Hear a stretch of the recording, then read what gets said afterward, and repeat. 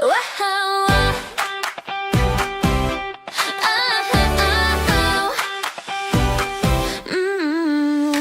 remember the dawn of a rainbow dream, Mandela's smile and a steady stream of hope and growth, and a hand held tight, chasing the shadows into the light.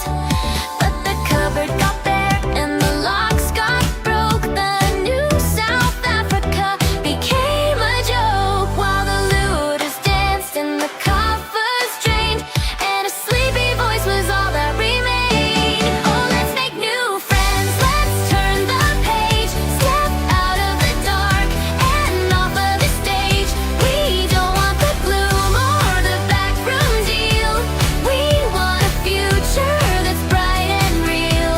Goodbye to the shadows, hello to the sun. Let's find a party where everyone's one. From Pretoria's halls to the dusty street, the patronage puppies are tasting the sweet.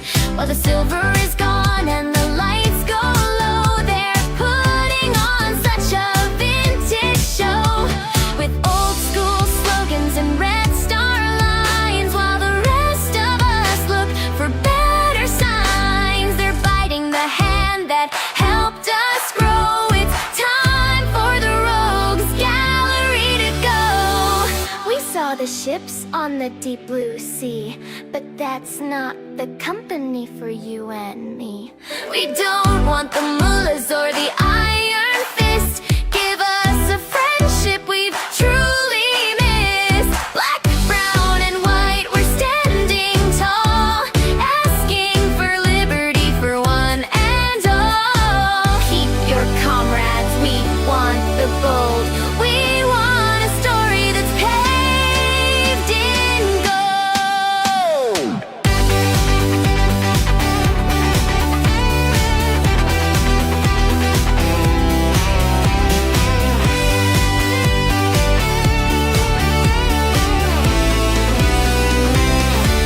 Oh, let's make new friends, let's turn the page, step out of the dark and off of the stage.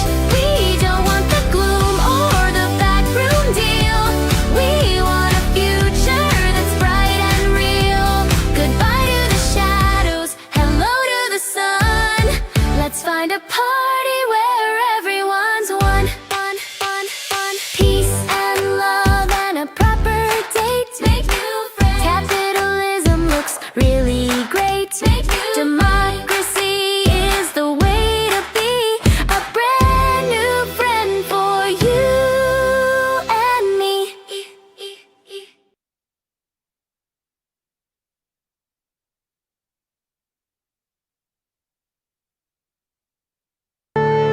Marvin Devine.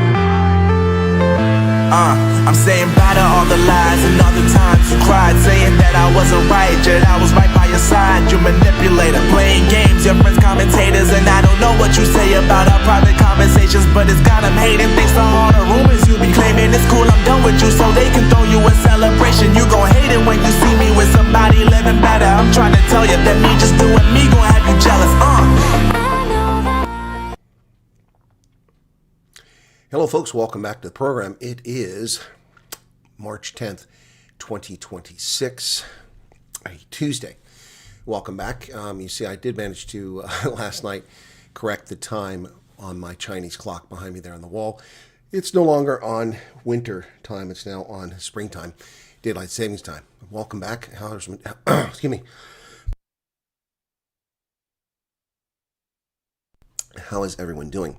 Hope you're well. It's time to get to the news. Let's go ahead and get started on that. For those who are here, thanks for tuning in.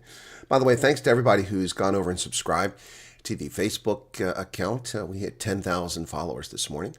Thank you very much for that. That's pretty exciting. Just less than 2 weeks ago, it was at 1,000, so that's nice growth. If I'd gained 10,000 subscribers on this channel in the past 2 weeks, I'd be pretty excited. So I'm kind of excited about that over there. So thank you for that. It just shows you how a platform can silence content. The exact same content is appearing there that appears here, with the exception of one video that I made specifically for Facebook. And I've gained 9,000 followers in about 10 days on Facebook from 1,000. That's a 900% increase in subscribers. I've gained about 35 subscribers on YouTube. Shows you just how evil this platform can be.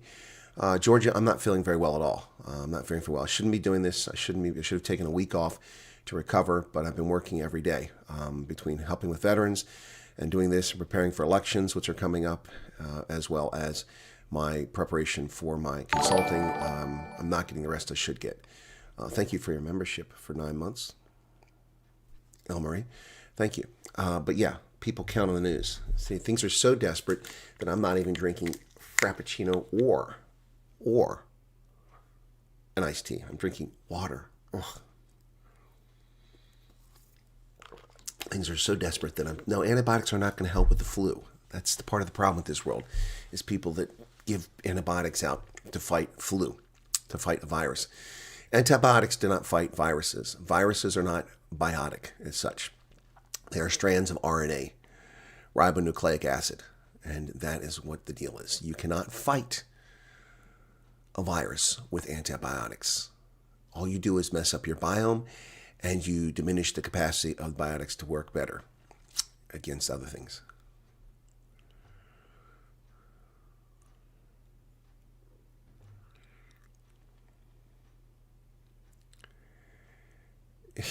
It's not bacterial. And viruses don't become bacteria. No. Bacteria are there all the time. Your body's full of bacteria. Most of us have sepsis on us already, but it can't go anywhere because your body keeps it at bay, keeps it from getting anywhere. Bacteria are always present. Bacteria are opportunistic. They take advantage of opportunities. This is not bacterial, it's viral, and the normal course for virus is 10 days to 2 weeks. And so we are only in day 6. All right, so that's how it works. Yeah, thank you all for the homeopathic and home remedies. Your body has to fight it. Yeah, your body fights the virus. That's what does it.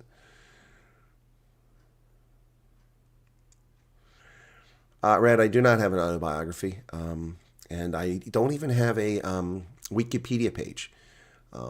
That's odd, given some of the notoriety of people who are nobodies who have Wikipedia pages.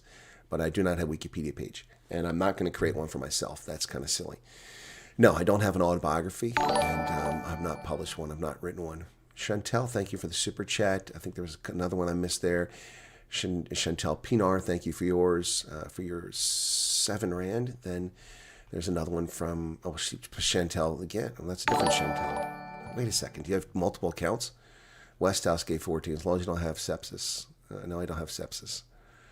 No. Okay.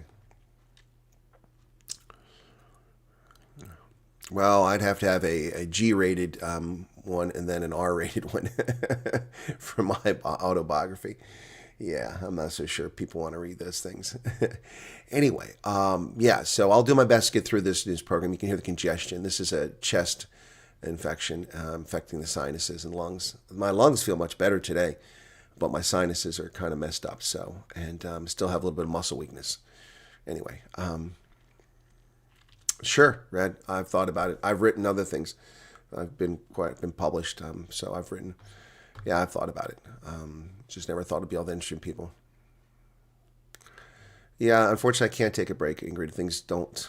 I'm resting. Don't worry. I'm getting rest. I slept a lot last night, and I slept yesterday afternoon, so I am getting rest. The question is, I need to kick this thing. So it has to run its course. The body has to kick it. So, yeah. And when you're not 22, your body doesn't fight as well. But given how I've held this thing at bay, I'd say my constitution's still pretty darn good.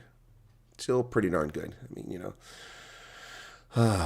need to fight the virus unless you get a second infection, but you need to rest your body. Yes, I'm getting rest. Thanks, guys. But people count on this broadcast. There are currently 348 people here right now who are waiting for this. How do we get a hold of Danny from Dallas with regard to transplanting our cats? You can ask Lily to send her a message, Miss Richter. Lily knows her and lives within, stone's throw of where she lives. You can ask Lily to pass a message to her, or ask Lily if Danny will let you have her number. So that's one way to do it. Yeah, I've seen an awful lot, Red. Yeah, some of the crazy stuff too. I mean, some of the stuff I can't verify. I mean, things that I remember as a kid, you can take them for. Is it just me, or is those pictures behind me out of focus suddenly today? That's weird. The background. Things that happened as a kid, my memories and what my mother also told me. So you can take that for what you want. Like, for instance, my mother working for the La Biancas in California before they were murdered by the Manson gang, Manson clan, and then us giving a ride to who I thought were girls, but actually turned out to be hippies. One of them was Tex Watson. We helped escape from California, didn't even know that. And then running around Graceland, I remember it very distinctly. So unless it's a fake memory, so those are just odd things, growing up. Yeah. Yeah, thing of nouns. Yep, I hear you. Yep. Anyway, hey Erica, where the hell have you been? Good to see you there.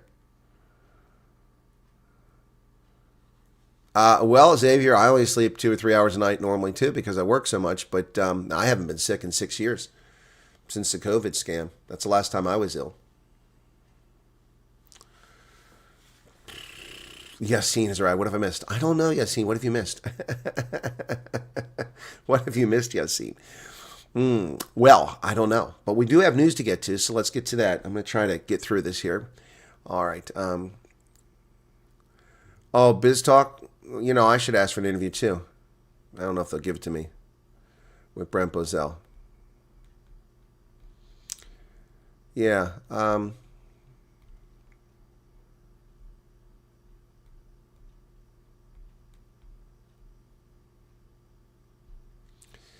Yeah, exactly. But 6 years without getting ill, and look where I've been the past 6 years. Actually, I should correct that. I did have a slight bit of the crud in South Africa when I came over. That's not true. I did pick a bit of the crud in South Africa, but I pushed through it, and it was minor. I wasn't really sick. It just discomfort for a couple of days. Yeah, that's right. I forgot about that. Yeah, in South Africa, picked up a little bit of crud there on one of the trips. That's true. I forgot about that. Yeah, and I went and got something, and I pushed through it. Yep.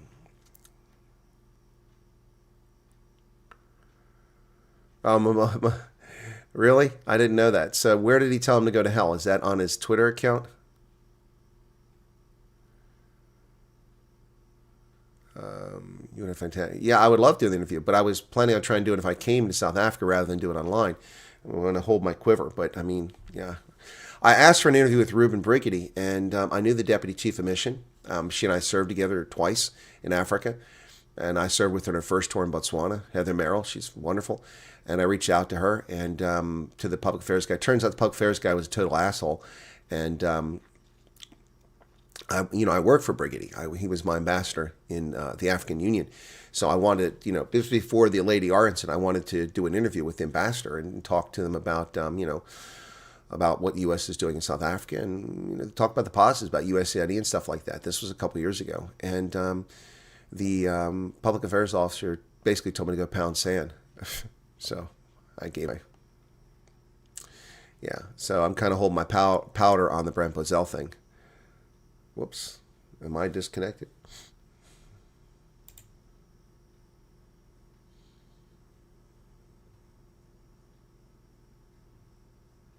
Because I'm not live. That's weird. YouTube's having trouble this morning. Oh, I am live. Okay. Or am I live? I don't know. YouTube is having trouble this morning. Well, this latest interview really did annoy the administration. I don't need to see the Biz News interview or Brent Bozell to tell me that. I know that. What about Ramadan in Brazil? That's not how you spell Ramadan. Is that what you're talking about, Ramadan? Yeah, I got a connection glitch here too. Okay, what is going on here? Not receiving enough video to maintain smooth streaming. What is going on here? Are we going to have trouble with the internet again? Oh my goodness. What is going on? This hasn't happened in a couple months. Let's run this now and see. Download's fine. Let's try to check the upload. No, the upload's fine. Are you fucking serious? Excuse me for the language. Emily Schrader went on the Truth Report.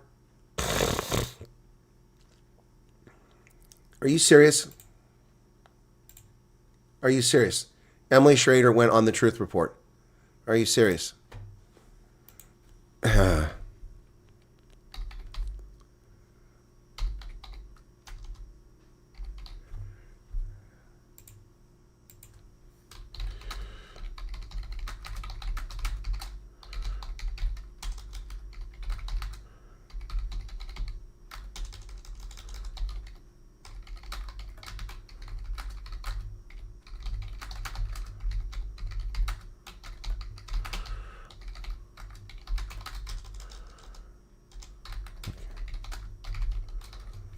Well, I'm writing to her right now.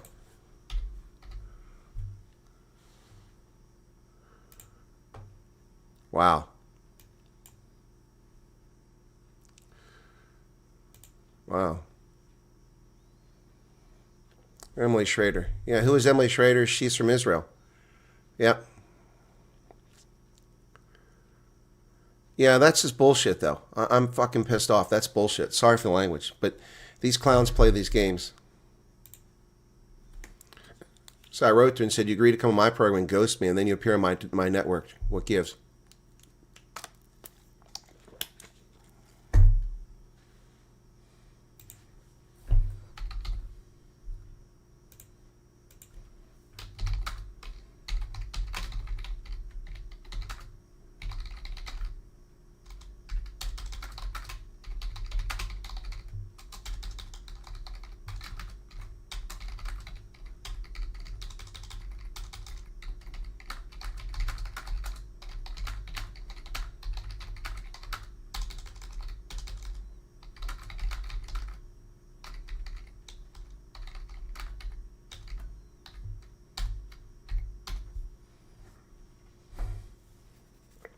I just wrote to my Truth Report. Well, I'm glad she's very insightful. I don't like disingenuous people.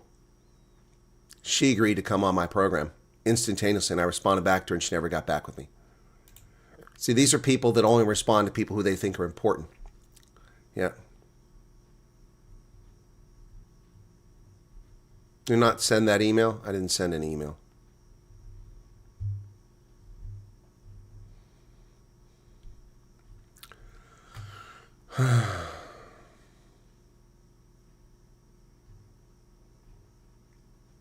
Yep.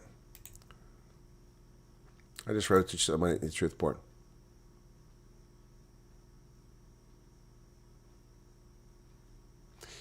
Well, Xavier, I don't know, since I was one of the first 3 people invited in the Truth Report. Yep. And I was asked to send content. I sent lots of content when other people weren't doing it. Yep. And my last one I did, I spent time making a video, sent it to them, it never appeared. They never published it. Also, my beekeeping video that they promised from last year when I went out to Stanford and went out to do the bees, they promised to do a professional job, and it was never done.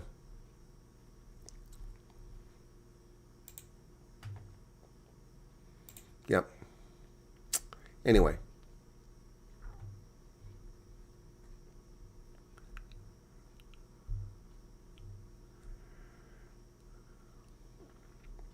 No, it's no reason to remove her interview. She's welcome to it. She's well-known, popular. She speaks very clearly, and she does great research. But it's very unprofessional to have ghosted me like that and then go on my network. Yeah, well, I lost. That interview it's over now. That was about Ibrahim Rasool. It was all about Ibrahim Rasool. Excuse me.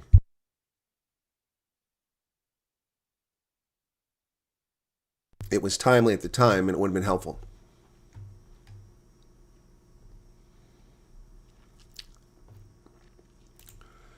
Anyway, all right, back to, we've put a stop to some of that nonsense. People use me. CNN thought they'd get an interview with the Stoltz family. They didn't get one, mostly because they pissed the Stoltz family off with their insults towards me. So there you go.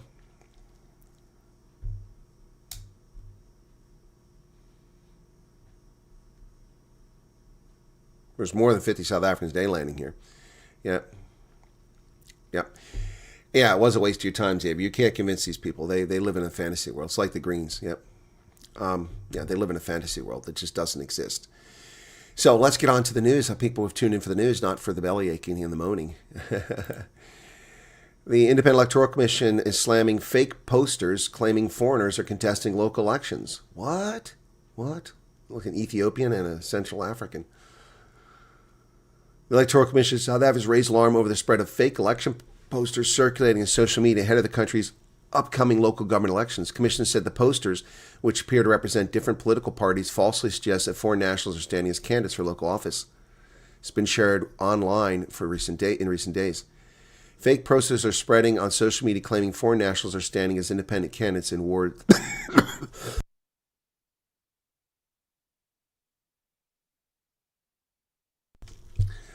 in wards Montatsane and Ezebeleni. Good God, can they make these names any more difficult to pronounce? Electronic posters of foreign nationals within the Western Cape and KwaZulu-Natal have also been circulating in social media. Well, that's disturbing. Apparently, it's untrue, so be on the watch out. Disappointment in South Africa's GDP purportedly grows as much as 1.1%, but I don't believe the numbers. Yes, missing treasuries mark. So they claim in 2025 the economy grew by 1.1%. I find it hard to believe. They say it grew by 0.4% in the fourth quarter compared to 0.3% in the previous 3 months. Propelled by 5 industries, it recorded positive growth. Statistics South Africa claims today. Growth for the whole year rose from 0.5% in 2024 to 1.1% in 2025. I seriously doubt that that's sufficient and that's accurate either. But here you see South Africa under Cyril Ramaphosa. Virtually no growth, only the post-COVID scam relief Zoom and the billions poured in by the IMF, World Bank, the African Development Bank, and the BRICS Bank kept the economy growing at one point over 4% in one quarter. An abysmal performance. This is Cyril Ramaphosa's South Africa. That is what the man is capable of. The brilliant businessman that people purported him to be has led South Africa an average annual growth of less than 1% during his 8 years in office. Less than 1%. That's Cyril Ramaphosa. That's what he's achieved. And isolated South Africa from the real world. Meanwhile, Brazil is warning South Africa that it may be subject to invasion. Who's going to invade? The Namibians? Will the Swazis finally break out of Eswatini and occupy parts of South Africa? Ooh, lions and tigers and bears, oh my. Lions and tigers and bears, oh my. Brazil's President Lula warns Ramaphosa South Africa could face invasion without stronger defense. Brazilian President Luiz Inácio Lula da Silva, convicted fraudster, felon, on Monday urged his South African counterpart to boost defense cooperation, warning that both countries were vulnerable to a foreign invasion. What does Brazil do? Doesn't Brazil make aircraft and military vehicles? Yes, they do. They have a defense industry. And why would they be talking about that? To sell them to South Africa for another arms deal, another Jacob Zuma retirement package.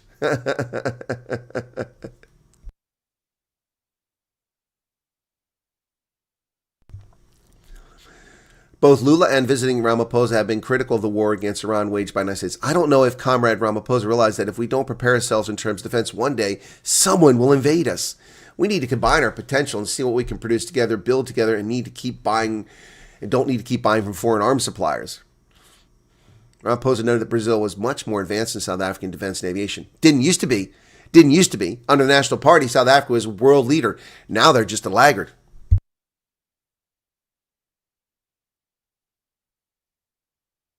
Now it's just a laggard country. We have a lot to learn from each other. Yeah.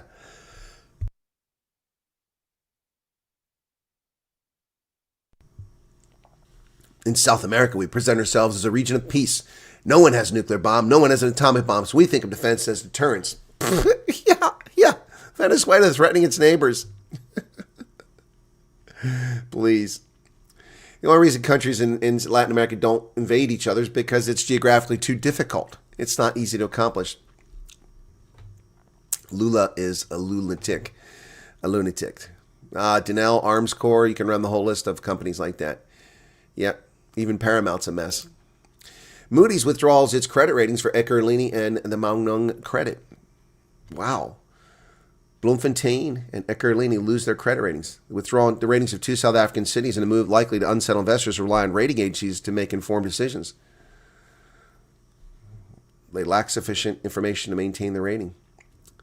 Moody's indicated the withdrawal of the ratings was undertaken for its own business reasons. The ratings in question were unsolicited, meaning they were issued without the participation of the city.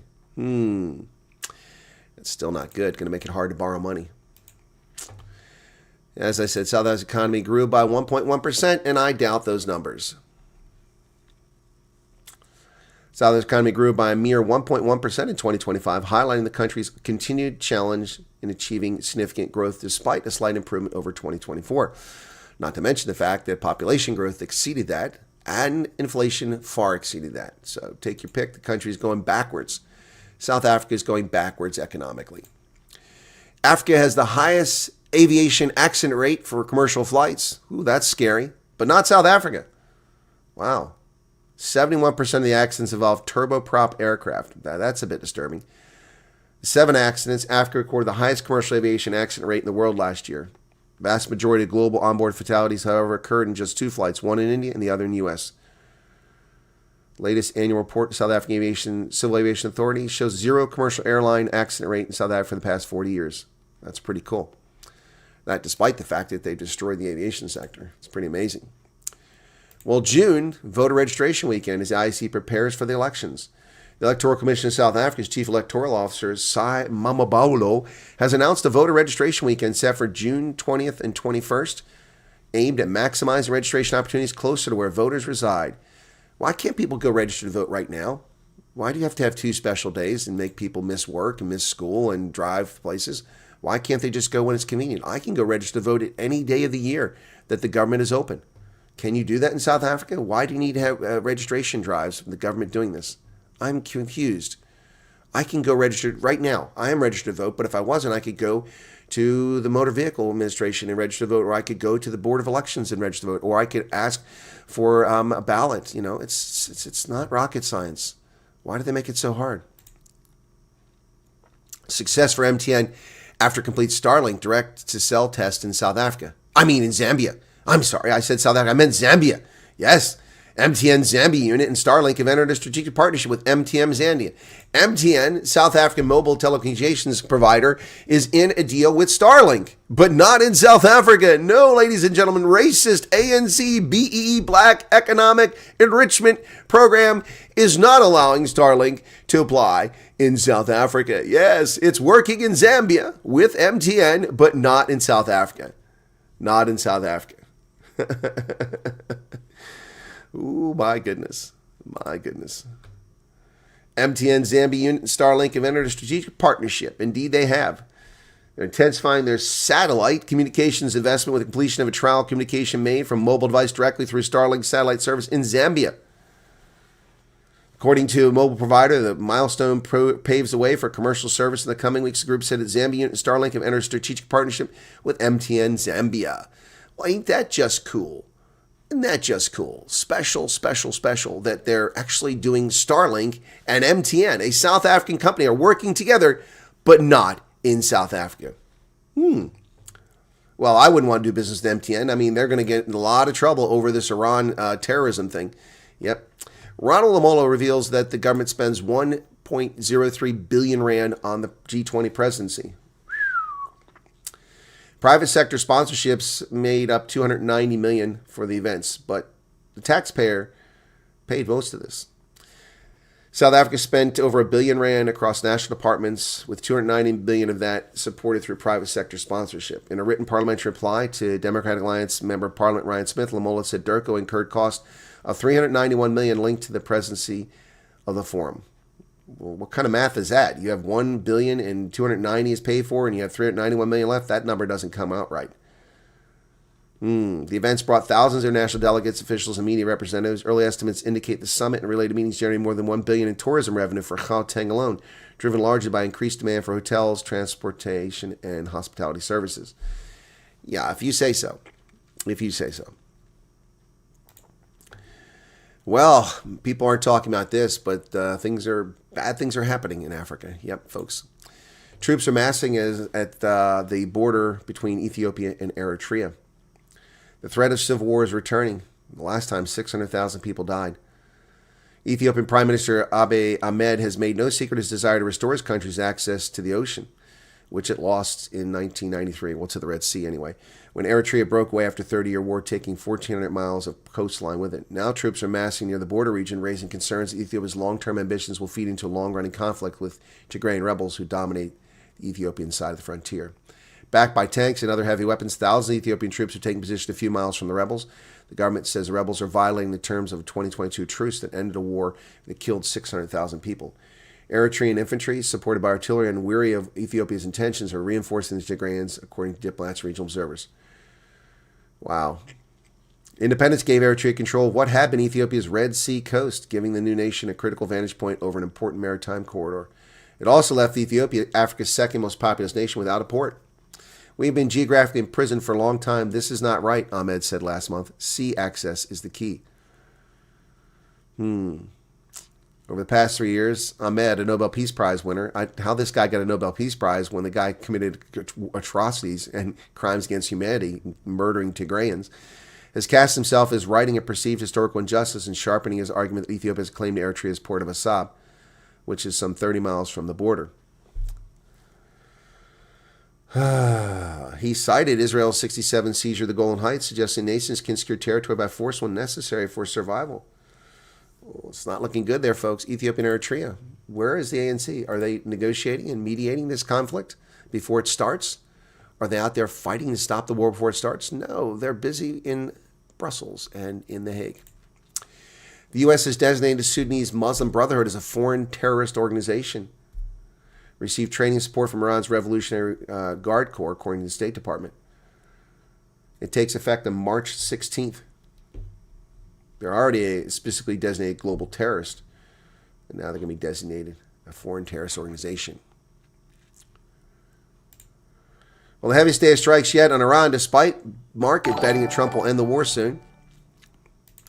The FF letter posted on X regarding U.S. war in Iran bombing ends off saying Trump should be stopped by any means necessary. Heidi, thank you for the 70 Rand. I'll look for that on X when we're done here, okay? All right. Yes, so U.S. and Israel pounded Iran on Tuesday with what both Pentagon and Iranians on the ground described as the most intense airstrikes of the conflict, despite global markets betting Trump will call off this war soon. Raising the stakes for the global economy, Iran's Revolutionary Guard said they would block oil shipments from the Gulf unless U.S. and Israel ceased their attacks. Well, how exactly are they going to do that? How exactly are they disrupting? I don't understand how they're disrupting it. The war has halted shipments, but Iran has no navy to attack these ships. Are the submarines still the issue? Maybe that's what's going on. But no one's talking about this. No one's saying how Iran is going to do this. Are they going to fire missiles from onshore at ships and then fire artillery? How are they shutting down the Straits of Hormuz when they have no ships there? Is it subs? Iran rejects negotiations and pledges ongoing strikes as Trump sees a war ending soon. Yes, Iran threatens its neighbors, continues to threaten its neighbors. Iran's foreign minister, Arachi, said Tuesday his country would keep fighting as long as necessary, casting doubt on President Trump's insistence that the conflict would be over soon. The remarks from one of Iran's top leaders, who also ruled out negotiations while them, came as Tehran launched a new wave of attacks on U.S. allied Gulf nations, hours after Trump's assurances of a swift end. So Iran, like a petulant child, attacked its neighbors again.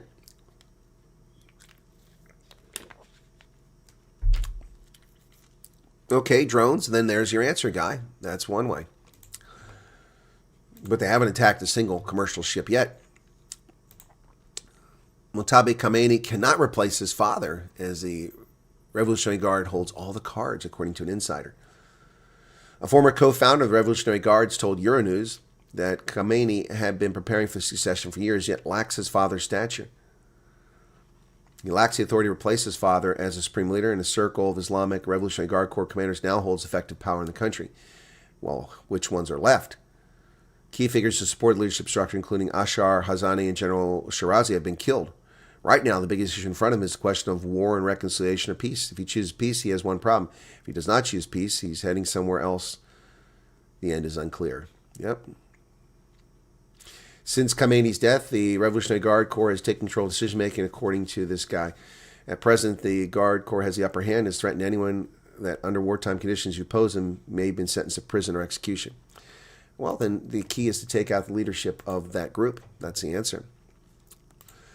Trump says he's not happy about Iran's new supreme leader. Yeah. Last week he called Khamenei a lightweight who would be unacceptable to lead Iran.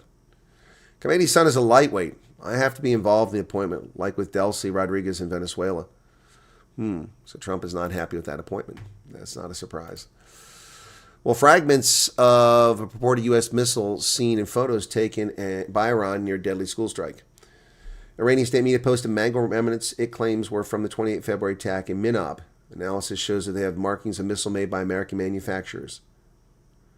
Mangled missile fragments purported to be from the deadly strike that hit a naval base in the elementary school in southern Iran bear the markings of American cruise missile, according to analysis by the New York Times.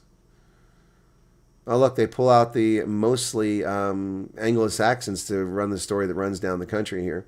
Christian Tribet, Malachi Brown, and John Ismay. Photos of fragments were posted to the Telegram by Iran's state broadcast were characterized as showing remains of American missile that landed on the children of Minab school. The debris is displayed on a table near the shell of the elementary school, most of which was destroyed in a persistent strike. Interesting how these components can survive an explosion like that. Appear to be from a U.S.-made Tomahawk cruise missile manufactured in 2014 or later. So, anyway, here we go. There's a little closer picture of it there. Ball Aerospace, 2014. Made in USA. Globe Motors, Ohio-based manufacturer. Photos match remnants documented Tomahawk missile attacks in previous conflicts, including Globe Motors component as well as a circuit board, both photographed in Yemen. Trevor Ball, a former U.S. Army explosive ordnance disposal technician, works the research collective. Also identified the components as being part of a Tomahawk. He identified similar missile remnants photographed attack sites. So, there you go. Using naval-based buildings as schools, not a good idea.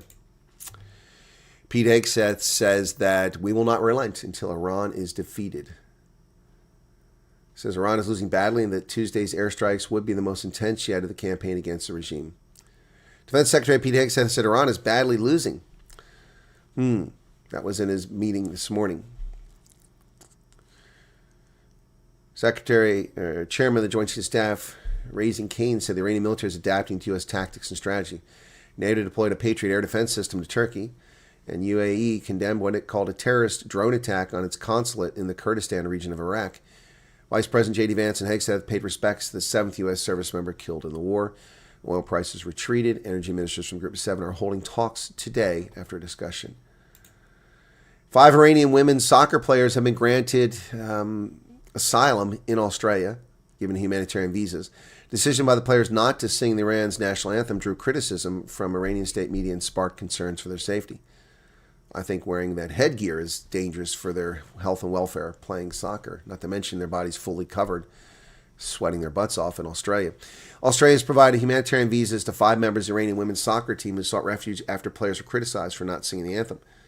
Australian officials said Tuesday 5 of the 26-member squad had asked for assistance to remain in the country. They said they extended the same offer of visas to the rest of the team, but that any request for refuge was ultimately a decision for the players.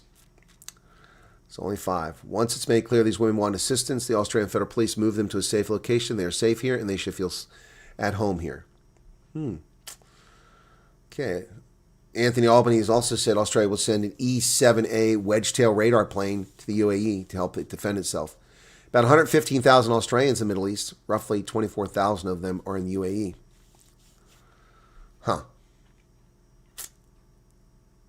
Trump said on social media post that some of the Iranian soccer players felt they must go back because they're worried about the safety of their families. Many of these team members will return to a country where we know there's been a crackdown on their own people. Shame.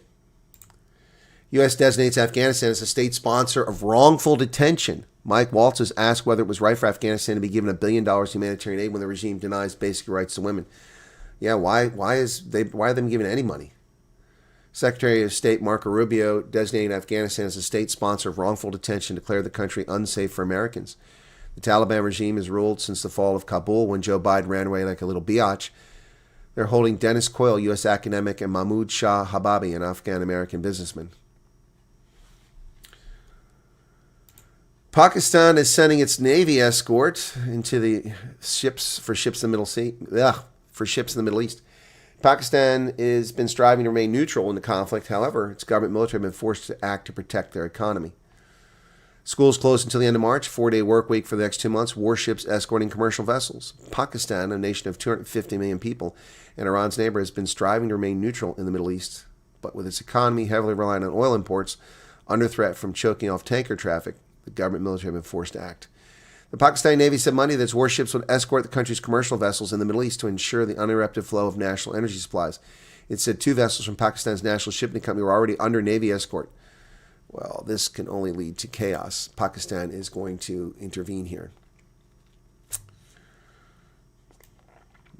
Pakistan putting its ships at sea to protect its own ships, commercial ships.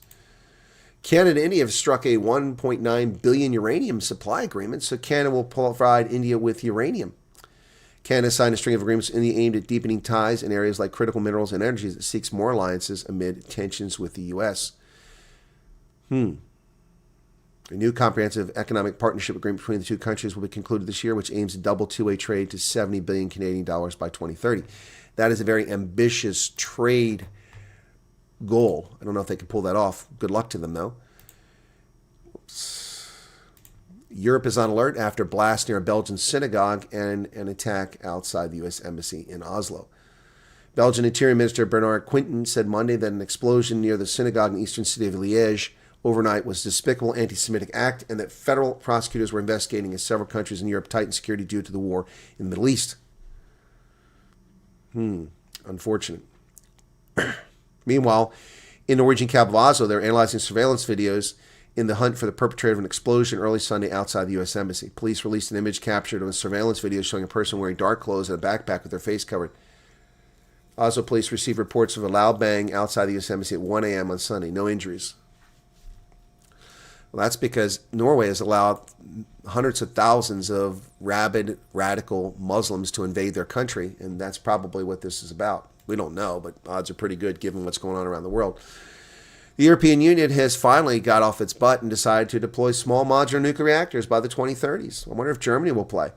Yes, European Commission President Ursula von der Leyen announced on March 10th that the European Union will pursue a new strategy to deploy small modular nuclear reactors across the bloc by the 2030s. Yes, but the Germans are afraid of nuclear weapons. Nuclear power, I should say. Nuclear power.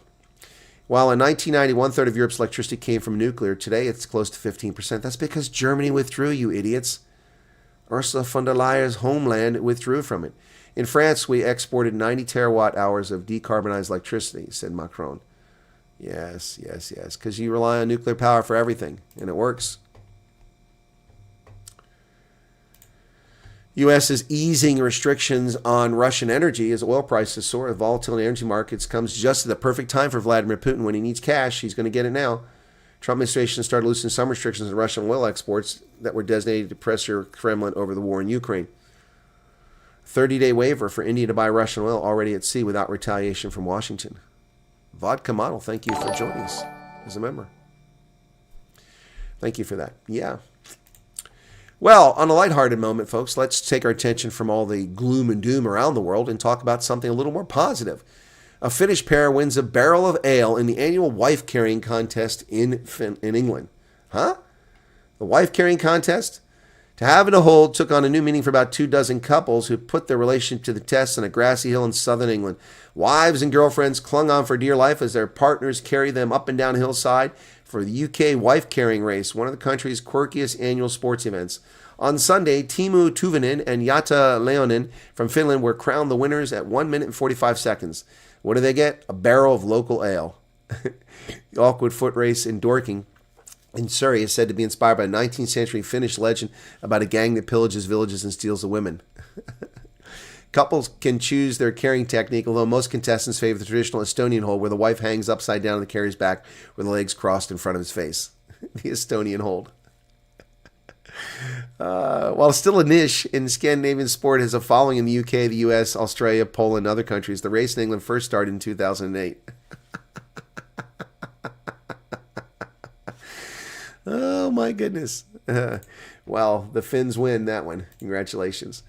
Archaeologists have unearthed a really amazing site in Panama. A gold-laden burial in Panama, an epic discovery that dates back over 1,000 years. The Minister of Culture of Panama announced the discovery was made at the El Cano archaeological site in the Cole province. The tomb contains several gold and metal artifacts, including chest plates, ear ornaments, and bracelets, as well as finely crafted ceramics. Archaeologists first identified the tomb in 2009. They didn't realize the complexity of the structure or the extent of its funerary offerings until now. The grave was centered around one individual surrounded by a series of prestige objects demonstrating his high status within the community's socio-political hierarchy.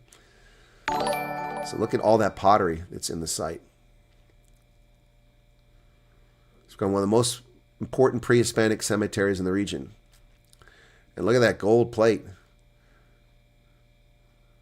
6 gold artifacts have been recovered so far. 2 breastplates, 2 arm cuffs, and 2 ear rods. The stones and the ear rods have not yet been identified. One of the gold objects was designed indicating the descendant's family line. Wow. And the pottery. Nothing identifies who the individuals are by name. The gold objects are described as local Panamanian craftsmanship. The artifacts specifically investigated were the gold, emeralds, and pyrite mirrors. The gold was confirmed to be Panamanian origin, though elemental analysis designs were from the time period. And somebody commented, so in 1,000 years, somebody can dig up my grave and go through my remains. I don't know why people think it's okay to desecrate graves because it's old. Someone has laid to rest. How about respecting the dead instead of robbing the dead? Fair point, I suppose. Elections in Mississippi and Georgia going to replace Marjorie Taylor Greene, the turncoat traitor. It's primary day in Mississippi, where a younger Democrat's trying to oust a House veteran. In Georgia, where Marjorie Taylor Greene's former seat is up for grabs. Voters will weigh in on Tuesday on 2 elections in the South that could offer clues to both political parties about the sentiments driving this year's midterm cycle, how strongly Democrats are seeking generational change, and how willing Republicans are to heed President Trump's endorsement. Yes. Benny Thompson, 78 years old, is running as a Democrat yet again. This fossil. Still running for office. Who will emerge over MTG? Once a steadfast ally of Mr. Trump and now a treasonous liar, had a bitter and public break with the president last year. Her seat has been empty since she left Congress in January. More than a dozen candidates are vying to replace her in the special election. Clay Fuller, Republican vying for the seat, received Trump's endorsement. Former state prosecutor. Yep. The United States has led the dismemberment of one of the world's largest hacker farms, according to the Department of Justice. The Department of Justice announced today the seizure of Leak-based database, one of the world's largest online forums for cyber criminals to buy and sell stolen data and cyber crime tools.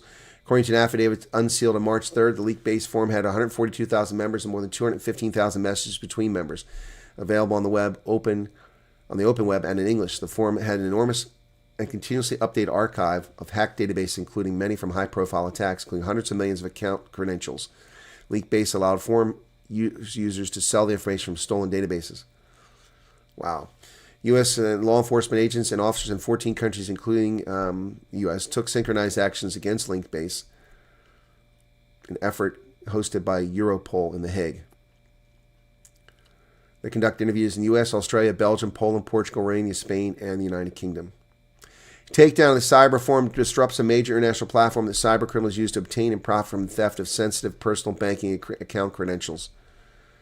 This operation illustrates the strength of the United States and our international partners working across the globe to dismantle a critical cyber criminal forum. 14-country operation demonstrates cooperation between these countries. Pretty impressive. Pretty impressive. Representative Kevin Kiley leaves the Republican Party. The congressman from California says he'll caucus with the Republicans. Now an independent. He's no longer a registered Republican, will serve as an independent. He'll be the only independent in the House. His move came at a time when 34 House Republicans have announced they are not running for re-election. With this change in party affiliation, the House now has 217 Republicans and 214 Democrats. Yeah. So now Mike Johnson can only afford one defection. He intended to remain in his current working committees, including judiciary, education, and workforce, but he's been removed from education, so that's not going to work. He can intend to stay there, but it's not going to stay there. The Republicans have removed him already. Well, the Wall Street Journal was once a venerable publication dedicated to economic news and objective reporting.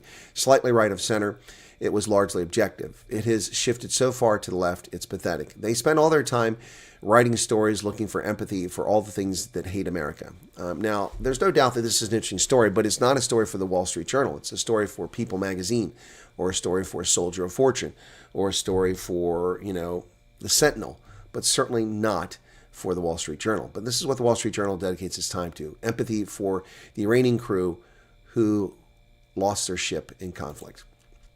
The final days of the Iranian Navy crew before the U.S. torpedoed their ship. Sailors on the Dina sampled Indian food, visited Taj Mahal before being attacked near Sri Lanka. Oh, poor fellows.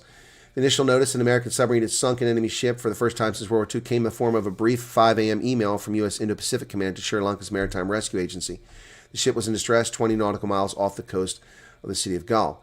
It would turn out to be the Dina, an Iranian missile frigate. By the time rescuers reached the site at 6 a.m., it had already slipped beneath the waves, leaving dozens of bodies floating in an oil slick next to 32 survivors, many of them mysteriously shattered leg bones. 12 hours later, U.S. Defense Secretary Pete Hegseth filled in the blanks. The Iranian warship had been struck by a Mark 48 torpedo launched from an American submarine, bringing an explosive end to what had been intended as a relatively low-key tour. 2 weeks earlier, the crew, many of them cadets, had been gathered on their summer white uniforms along the beachfront promenade in the Indian port city of Visakhapatnam, soaking up the sun as part of a festive conclave of global navies that included Russia and the U.S. They had taken in the Taj Mahal, visited museums, and posed for selfies with onlookers. The speed with which the Dina ended up in the firing line highlights how quickly the war in Iran escalated, spreading thousands of miles from Iranian nuclear facilities in the U.S. Says they were primary targets. It also serves as a reminder of the American military power and the Trump administration's willingness to use it. Yep. Iran's foreign minister claimed it was an atrocity. It's not an atrocity. It's a conflict. The Dina sailed in mid-February despite the U.S. military's buildup near its shores. India has been invited to the frigate to take part in its biannual military exercise, along with participants from dozens of navies. Yep. So there it is. When it was still above the waves, anchored. Here are its officers. Festivities include a city parade where one Dina sailor, speaking to independent journalist Samson Sagar, marveled at the flavor of biryani. So spicy. The host had arranged for the Indian crew to tour the local sites. A highlight was the INS Kusura, a Soviet-built 300-foot submarine commissioned by the Indian Navy in 1969, which is now a museum. Roughly 24 sailors from the Dina ducked through a makeshift door. Yeah, the naval gathering itself was a relic of an earlier age when rival militaries could coexist in security in a global order. The event concluded the morning of 25 February. The following morning, the Iranian embassy in Sri Lanka, 800 miles to south, asked permission for the Dina and 2 other naval vessels to dock for what it describes as a goodwill visit starting March 9th. Ships were close to Sri Lanka's maritime border, raising concerns among some officials. The request for a goodwill visit to the nation. We know about a certain buildup that was there in the Arabian Sea and the region, said Sri Lankan Defense Secretary. It's a very complex situation. The Sri Lankans stalled for time. The Iranian ships hung around loitering, in the words of Sri Lanka's foreign minister, as U.S. and Israel launched their attacks. Sri Lanka told the Iranians that Sri Lanka would follow 1907 treaty that says neutral parties should allow naval ships that are at war to dock only if there's an emergency aboard. Yep. The 3 Iranian ships scrambled to find safe harbor elsewhere. The next day, India approved a request for Iran for the 3 ships to dock. The Dina didn't go for reasons that remain unknown. It's still trying to make port in Sri Lanka. Early the next day, U.S. nuclear attack submarine launched a 21-foot, 3,700-pound torpedo with a 650-pound warhead towards the Dina. The impact sent the roughly 100-foot plume of water into the air and broke the ship's hull. The U.S. military emailed the Sri Lankans shortly afterwards. International law requires belligerents war to assist sailors wounded or shipwrecked in battle. Submarines can claim an exemption if surfacing will put them at risk or if the number of people being rescued is too large. But in that case, they have to facilitate rescue by other means. So they contacted Sri Lanka.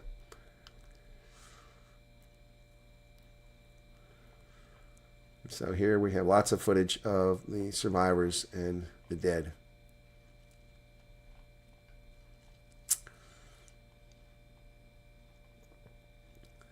Of the 32 sailors who survived the sinking of the unit, 10 remain hospitalized, while 22 others have been discharged and transferred to military base. Sailors from Bushar are being housed at a separate base near Colombo. All the rescued sailors receive 1-month visas on humanitarian grounds. What to do with the Iranians in its custody is a decision for Sri Lanka to make pursuant to its domestic law and international legal obligations. Well, it could be just like World War II when the Swiss would imprison Allied and Axis sailors or airmen who encroached on their territory. That's what you do. You detain them until the conflict is over. A judge has given the Trump administration more time to start refunding those tariffs, $166 billion, which isn't all the tariffs. A federal judge gave the Trump administration more time to start refunding the $166 billion levies collected on the president's global tariff structure. Judge Eaton, who sits on the U.S. Court of International Trade, suspended the order he'd issued earlier in the week. It was too complex. This involves too many things. If they refund this, it'll be $166 billion on 53 million entries of more than 330,000 businesses. And of course, those bastards will keep the money for themselves and not give them to the people they charged. I don't know why they get a refund. They're not the one who paid the tariff. I paid the tariff, so I want my $90 back. Why do those companies get a refund? That's just BS. An Iraq veteran voted for peace. Her teen starts basic training wartime. Here's the Washington Post trying to pull at the heartstrings. For an uninformed parent, it acts like a fool. A Texas mother is proud her child is following in her footsteps, but as President Trump attacks her, she worries about what he could face as a soldier. Well, look at tattoo honey there. Look at her. U.S. Army recruit Justin Matus hugs his Aunt Dorothy Rodriguez as his mother Emma Matus stands nearby during a going-away party in Texas before he leaves for boot camp. So, the United States was not at war when Emma Matus barely agreed to host this going-away party for her son. Since serving in Iraq, even small crowds bother her, which is why she lived in the middle of the nowhere ranch with a chore list including shooting rattlesnakes. The combat veteran, who's 41, also dreaded crying in front of anyone, especially her baby boy. Yes, who is still her baby boy, despite being 18 and 6 foot 5 inches tall and newly married. Em figured, though, she could hold together for Justin before he head out for basic training. But now she's concerned. Everyone seemed to have an opinion. President Trump's thrusting the country in another conflict without a clear end. It's righteous. It's wrong. We trust him. He betrayed us. The commentary was nonstop, overwhelming all of her Facebook feed and the YouTube videos looping on Justin's bedroom television. Most of them, talking heads, had never trudged through the 116-degree desert heat. Well, I have, sweetheart.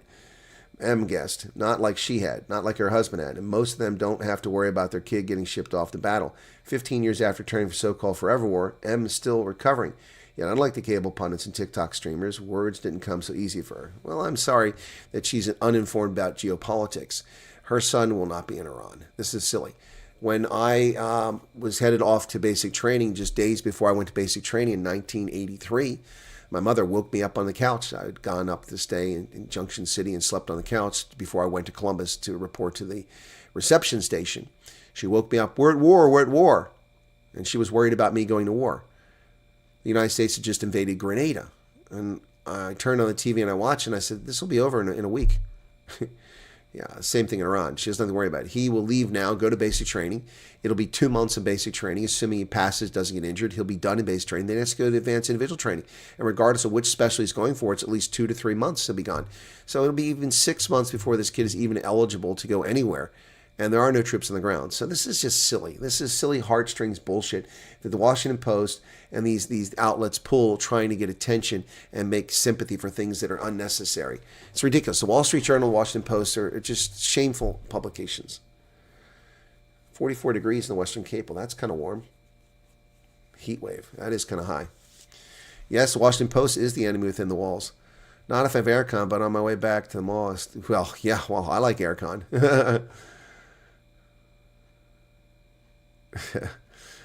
Sounds like hell no. I used to live in Sneem years ago. Okay. That's the news for today. If you've got questions, you can ask your questions now. Okay. Go ahead. That's the news. Be sure to hit the like button if you haven't done that already, folks. Thank you for, there's a little bit of super chat revenue came in. Appreciate that. They never being in battle before, but like to run their stupid mouths. Conflict always happens through negotiation. Yep, exactly. I can understand the broken legs. That frigate did a Bronco buck. It did. It did. It did. Yep. I'm surprised there aren't broken spines. Low IQ says, hating America translates to hating Whitey in his opinion. Well, I think you're correct about that. I think you're correct about that, because people associate America as a white country, except for leftists in America who are saying that whites are a minority. We're not. There's 230 million white people in this country. That's hardly a minority. Xavier says, appreciate you fighting your bout of flu for us.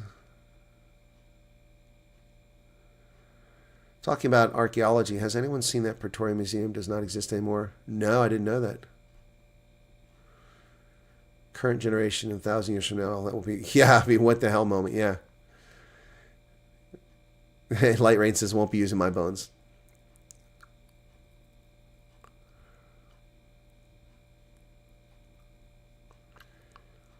What about protecting his own culture and citizens from Islamification? Have Bondi Beach maybe forgotten? Yeah, no, they have forgotten already, Xavier. The Australians have forgotten already. I also find documentaries on archaeology fascinating. The wife-carrying competition in Soweto. There'd be a lot of fractured spines. There'd be a lot of fractured spines if it was in Soweto in South Africa. A wife-carrying competition. Good luck with that. Yeah, well, they did. They just came up and grabbed women back in the day. 3 feral cats trapped and neutered last week. My friend fighting cancer, not coming home, had her wishes granted. My friends, no kill shelter taken, and 2 ferals adopted. Wow. What size barrel? Linda, thank you. I missed your membership. Apologies for that. Okay. In the queue, waiting patiently. Okay. Just came back from woke Australia, and this Albo asylum grant to soccer players is awesome. Goes against his previous policy. It does, Mark. It does. It was light if the colonel mentioned our Iran pose continues to stir. Yeah, he does. He does continue to stir it.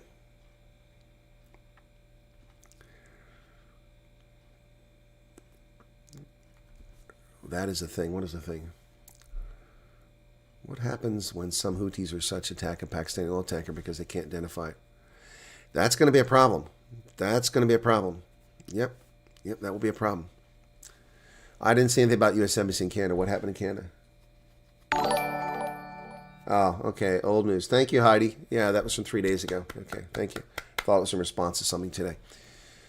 I'm concerned. Why is China so silent? Because the China is in a no-win situation. I need to make a truth report video, but they're kind of pissing me off right now. Alan says, yeah, missing me tonight. That should make you feel better. Yeah, Alan, do miss. Thank you for the 1,000 Rand, man. Thank you for that. Thank you for that. That's very kind of you, man. Super chat. Clouds are gathering. Yes, you're always missed, Alan. Thank you, whether you super chat or not. Homeland, yeah, well, the House passed it, so it's in the Senate now. Senate has to approve it and send it to Trump. Paul's been away for a few days. I hope you're okay. Yeah, Xavier, the reason China's so quiet is because they're in a lose-lose position. They're not getting oil from Venezuela. They're not getting oil from Iran or from Saudi Arabia or Kuwait or anywhere in the Middle East, and their economy is going to buckle. They will have to tap their strategic reserve, and they are going to be in a lot of trouble here shortly. The longer this war goes on, the more dangerous it is for China. Of course, that has a global ripple effect, so it's not like China's isolated. It means there'll be a shortage of supplies. It means prices will go up in many places as items become more dear. Yeah, because people become overly dependent on China. If we haven't become so dependent on Chinese manufacturing with its slave labor and its lax environmental standards and its protectionist measures, then it would not matter. It would only affect China. But it does affect the whole world. But China will be the first to suffer. Yep, that's a fact. Is it true that South Africa and Brazil are forming closer ties out of so-called fear of U.S. invasion? That's what they suggest, but no, that's just a suggestion. Yeah, maybe I missed it, but what's your analysis of this war thus far? Do you think the Gulf states' allies will eventually put pressure on us now that it's sounding placed as a threat? No, I don't think they'll put pressure. As I've said before, my analysis, Jay, hasn't changed. The Gulf states detest Iran. The Arabs hate the Iranians. The Sunnis hate the Shia. And so there is no way that they will be anything other than pleased to see the Iranians crippled. That's what they want. They want this regime gone. It's not just, people seem to think it's the U.S. and Israel that want this gone. Saudis want it gone. The Emiratis want it gone. The Omanis want it gone. The Kuwaitis want it gone. The Iraqis want it gone. The Turks want it gone. Everybody wants them gone, except their proxies. And so it's not going to end. I mean, it would take a lot of civilian casualties in these locations before these governments began to buckle. No, they're not going to go anywhere.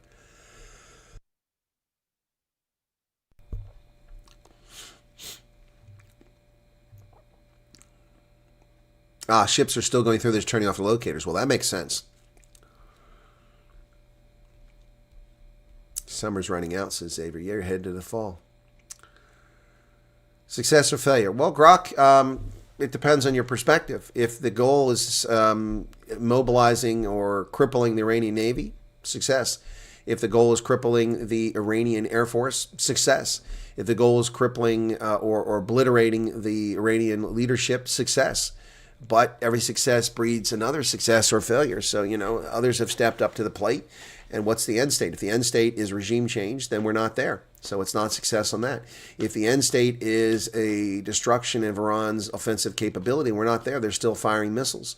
And they've got drones. So, yep. So success or failure? I would say it's very successful thus far, but whether it's a success or failure is yet to be determined. That'll be in the future. Does that make sense?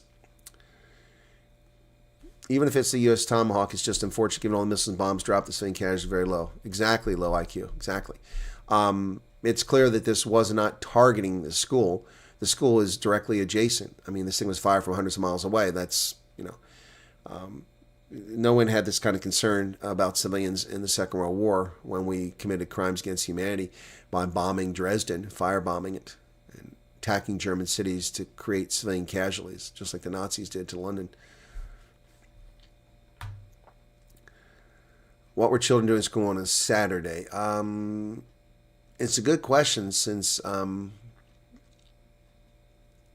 Friday they have off. That's why, because it's a day for Muslims. Girls' school.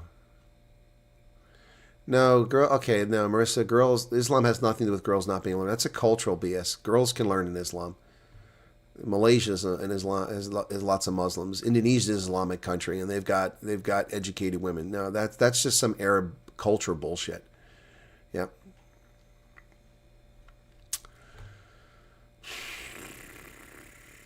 Freedom Doritos. Even more impressive how they could have been sitting in a warehouse until convenient to use.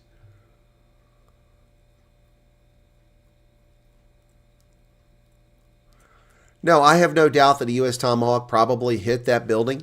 The question isn't that. The question is that why was the school directly adjacent to Naval Base when that building was part of the Naval Base until a few years ago? And the question is, why were those kids there when the conflict was beginning? They should not have been in school. They should have been home. Yep. So the Iranians put these kids in jeopardy. And again, as was mentioned, it's been a relatively low number of civilian casualties. See, the implication you're trying to make is that the U.S. intentionally targets civilians. That's not the case at all. If we intentionally target civilians, there would be tens of thousands of deaths by now.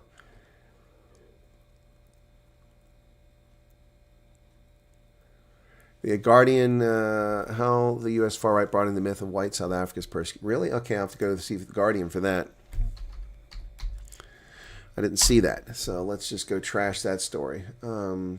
I'll just do a search on their site. Where's their search button at? There's no search button here. How the hell? Where's the search button? What do they do with it? There used to be a search button here. Okay, let me do this. Google.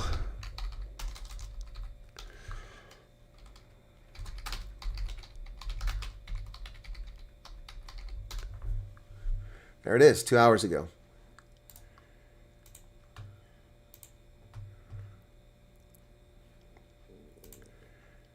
Okay, that's not it. Let's go to this one here. There we go. How the U.S. far right bought into the myth of white South Africa's persecution. There's a little town, South Africa. Change this. Okay, Orania. 15 years ever since left the U.S. and dutifully went to obligatory journalist visit when it landed. More lately, fascinating the Iranians spread to the right wing. Donald Trump was fascination. Okay, first off, Joran Sloot calls me a right-winger. If I'm a right-winger and there's a fascination, why have I not been to Orania? I've made 6 trips to South Africa the past 3 years. Why have I not gone to Orania? Because there's no fascination with it. More lately, the fascination with Orania spread to the right wing outside South Africa. Starting in 2000, Trump was muscled his way in the political stage. If formerly oppressed people got enough power, they would inevitably pursue retribution. What? Okay.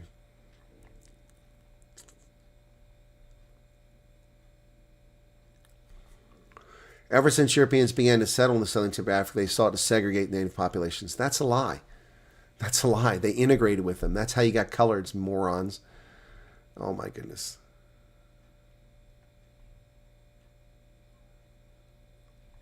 Wow, this is just another hit piece.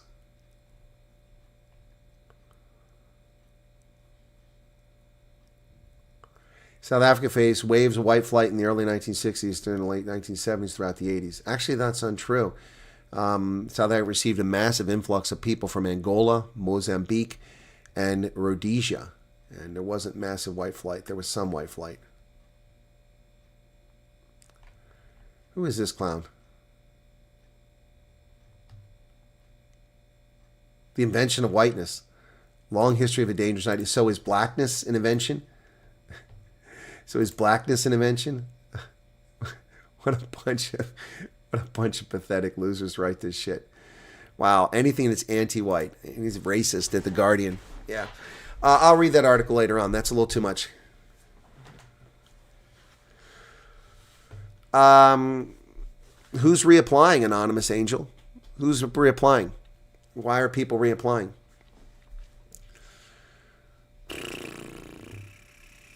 Thank you, Debbie, for wishing me well. Second call today.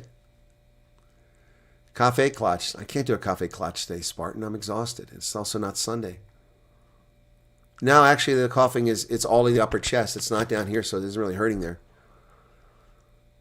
Verna says, yeah, thanks for your reporting. I've learned to see through this type of BS. Yeah, there's a lot of BS, yep. All right, so back to the aircon. That's where I was earlier. Okay, now there are some super chats here I seem to have missed. Apologies for that. Berto gave 140 rand very, very late. Have you covered Brent Bazell's tenants at business? I have not. They didn't tell me they were interviewing him. Yeah, missing me tonight, and I got the one from Alan. Thank you for that. Did reply on my ex-broadband article about Mr. Bazell.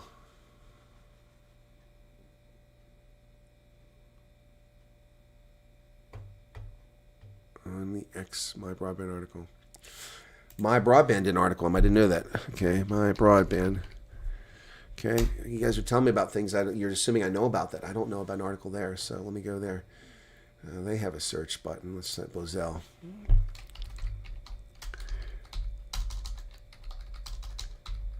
Bozell, let's go check that one out. Come on, I'm jonesing for some Doritos. That's not really healthy. 4 hour. Oh, United States says a warning. Oh, that's okay. Oh, he's at the conference. Okay.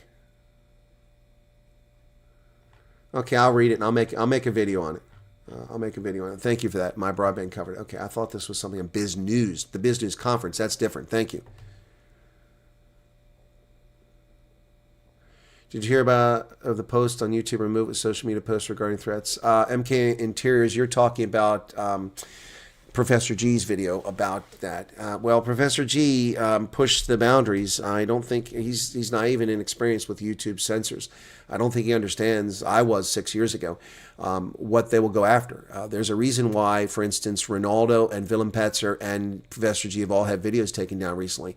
They've exceeded the time you can use content without getting permission or whatever. So they've also put things on there that will run afoul of the censors. In fact, that farmer was assaulted. It was very bloody the other day. I didn't put up there. Remember, I've gone through an experience of being censored on YouTube where I showed a plane crash in which no one was in the plane and no one was injured. All it showed was a streetcar running into an unoccupied plane. A video of that from a few years ago. In California, a plane landed on a road and the plane occupants got out of the plane and then the streetcar ran over it and smashed the plane. I had that removed and got a strike for violence and violating community standards for showing violence. There was no violence. So will I get a strike for showing a hurricane? That's insane. So unfortunately, the three of them are pushing the boundaries and not understanding the censorship at YouTube. Ronaldo ought to know better. Willem Petzer, I don't know if he knows better, but Professor G doesn't know better, and that's what happened. I didn't see his video because it was gone before I heard about it. Yep. So it really has very little to do with the Afrikaners. It does. I guarantee it. I didn't watch it. I guarantee it. Somebody who hates his channel reported it, and they looked at it, And as a consequence, they removed it. He can appeal it, but he's not going to get it back. What I'm surprised at is he's still making videos. When I got strikes 6 years ago and got attacked on my channels, every time I got a strike, I couldn't broadcast. The first one, you can't broadcast for a week. Maybe you can still post videos, but you can't broadcast. I don't know. But he doesn't do live broadcasts, so I don't know. On the news front, Professor G asked if I would want to do a live stream next week. That'll be on St. Patrick's Day. Probably. Waiting to see. Waiting to see. When you went to basic training at age 6, I dumped my girlfriend. Oh, okay. Candace, you're welcome for the news. Candace, did you get any update? Anybody come through to help Candace? Loretta says, I have a few questions. Husband has a power bank for sleep apnea. Will he be able to take on the plane? Can my son do his GED while still in South Africa? Don't think you can do the GED in South Africa. We looked this up before. I think you have to do the GED in the U.S. We looked that up previously, is my recollection.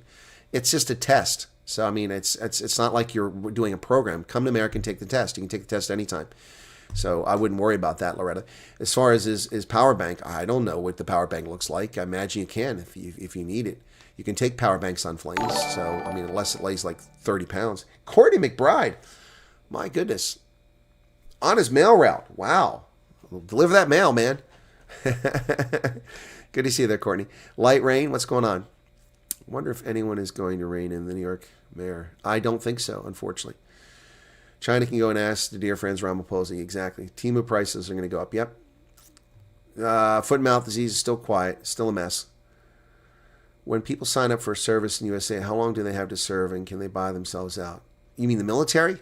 You don't sign up. You enlist or you get an obligation, a contract as a consequence of being commissioned.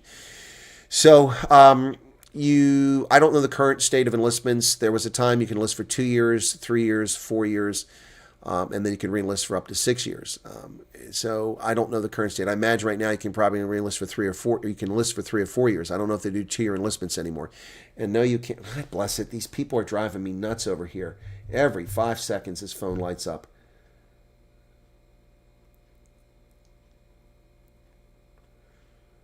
I'm working. Jeez, I'm working.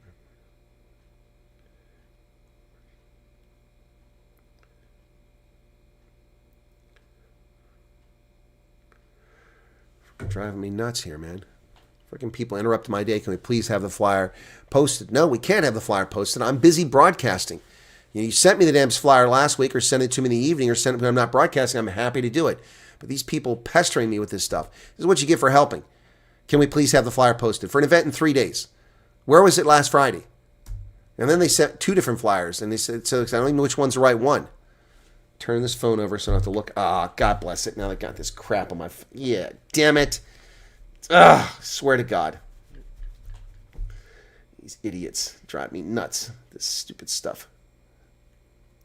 My phone's messed up. Gee, crickets. Turn the phone around so I have to look at it. Gee, many crickets. Okay. Yeah, so you can't buy your contract out. That doesn't work like that. It's not the British service. Nope. Nope. Can't do that. 10-kilometer quarantine. Well, that's only about 4 years overdue. No, David, I'm not feeling any better today. Raining weapon seems to be oil. I don't know what that means. Oh, you mean that's how they're fighting back? CES will be, from what I gather from President Trump's statement, when there is a different system in Iran so the U.S. can work with them. Yeah, probably like Venezuela. Good evening, Donnie Chernavand. Wonder how Mad Max is doing in the USA. He's on here all the time. Emirates are monarchies and Sunni definitely don't want a Shia republic next door. Exactly. What would you say about Iran? Nobody wanting them, just watch South African tribalism among black. I have no idea. What? What you said about Iran, nobody wanting them, just watch South African tribalism among black. Oh, okay. Into Bonnie's world. Sorry, that's not really a sentence. I guess what you're trying to say is regarding what I said about Iran and no one wanting them, their neighbors, I should just pay attention to South African tribalism among black South Africans. I think that's what you were trying to say. Into Bonnie's world. Okay. Shooting at the U.S. Embassy in Toronto. Well, our embassy's not in Toronto, so it wouldn't have been in our embassy. We have an embassy in Ottawa.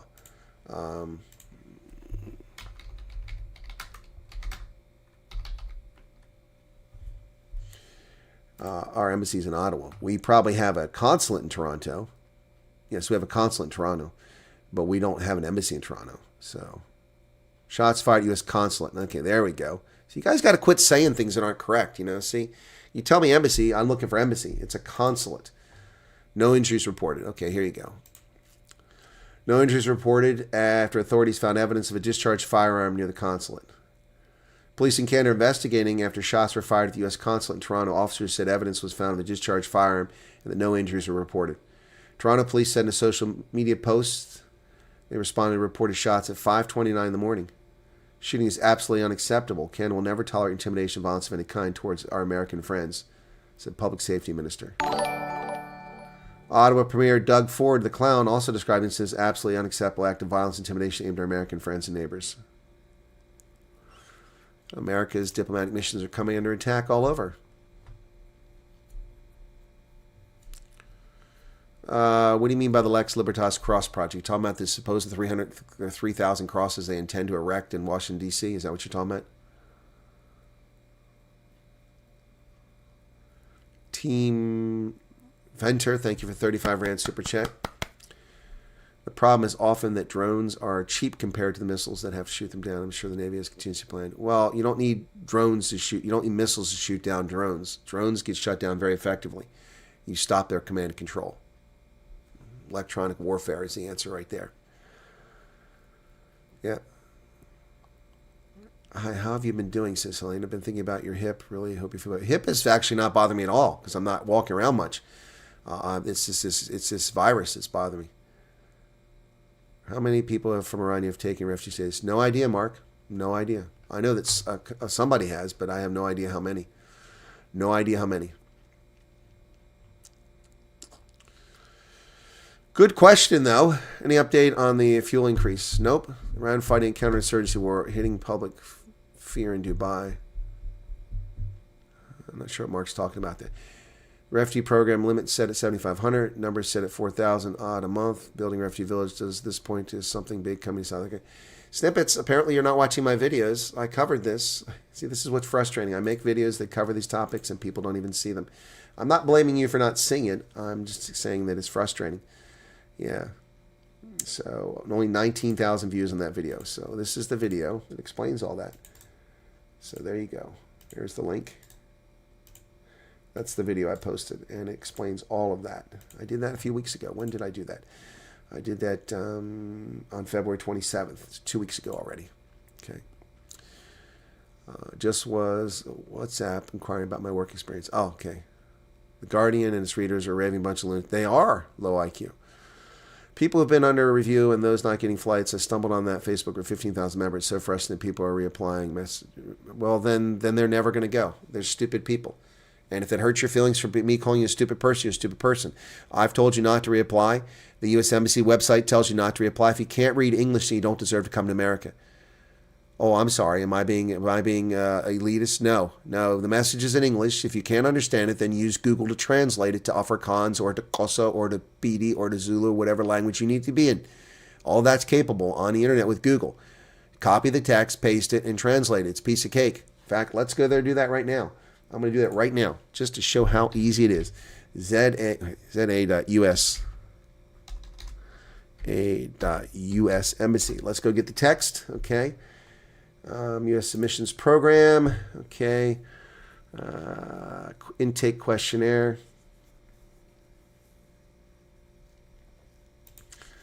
Intake questionnaire. Is this? I don't know if that's. It's even going to let me open it. Okay, there it is.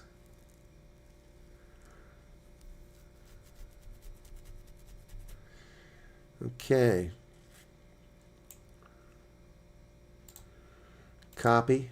Let's go to Google to translate. Translate. There it is. We'll switch it from English to Afrikaans. Okay, paste. Okay. It's getting slower. I guess it's getting better, but YouTube's translator is getting slower. So, let wel. Indien u reeds door enige Amerikaanse regeringsaantampaner. Anyway, there you go. Do not, Moni, hierdie. Do not complete this form. Okay, that's if you've done it previously. Okay, do not do it. It implies do not reapply. Not rocket science. Easy to do. So if it hurts people's feelings, I'm sorry if it hurts your feelings. But you are screwing yourself and screwing other people. Stop it. Stop being dumbasses. Does that hurt people's feelings? Do not want to reapply. Yeah, well, Grok, I said don't use your phone. That's also advice I told people to do. I said don't use your phone and give yourself 6 or 7 hours to get it done. Iran is hated in the region, however, with their oil obstruction, only source of water being attacked. What do you mean their only source of water? What are you talking about, Jaya? No one's attacking the water sources in Iran. Are you talking about the Emirates, their only source of water? Well, it's not their only source of water. It's a major source of water, desalination. There's well water.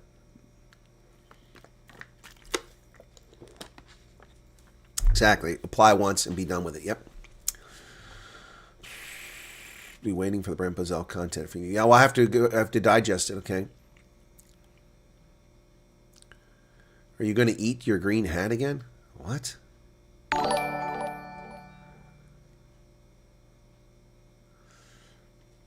Alan just gave us a Gold Star Alliance member. I received an email warning to be prepared according should I be flying due to aviation fuel shortage to make her. Huh? Oh, Star Alliance member. I received an email warning to be prepared accordingly should I be flying due to aviation fuel shortages may occur. Yeah, well, that's another problem.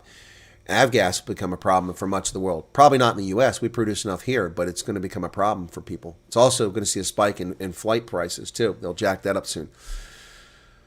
Green hat again. What is that? And Courtney says, I'm a mail route listening while I deliver. I'm that far behind? I already told us that. Mark is a right-wing misogynist. Hope you're doing better. Just want to find out if you had a chance to read my email. No, Cinderella, I haven't read your email. I haven't read any email. Okay, come on. Good Lord. Oh, there we go. March 6th.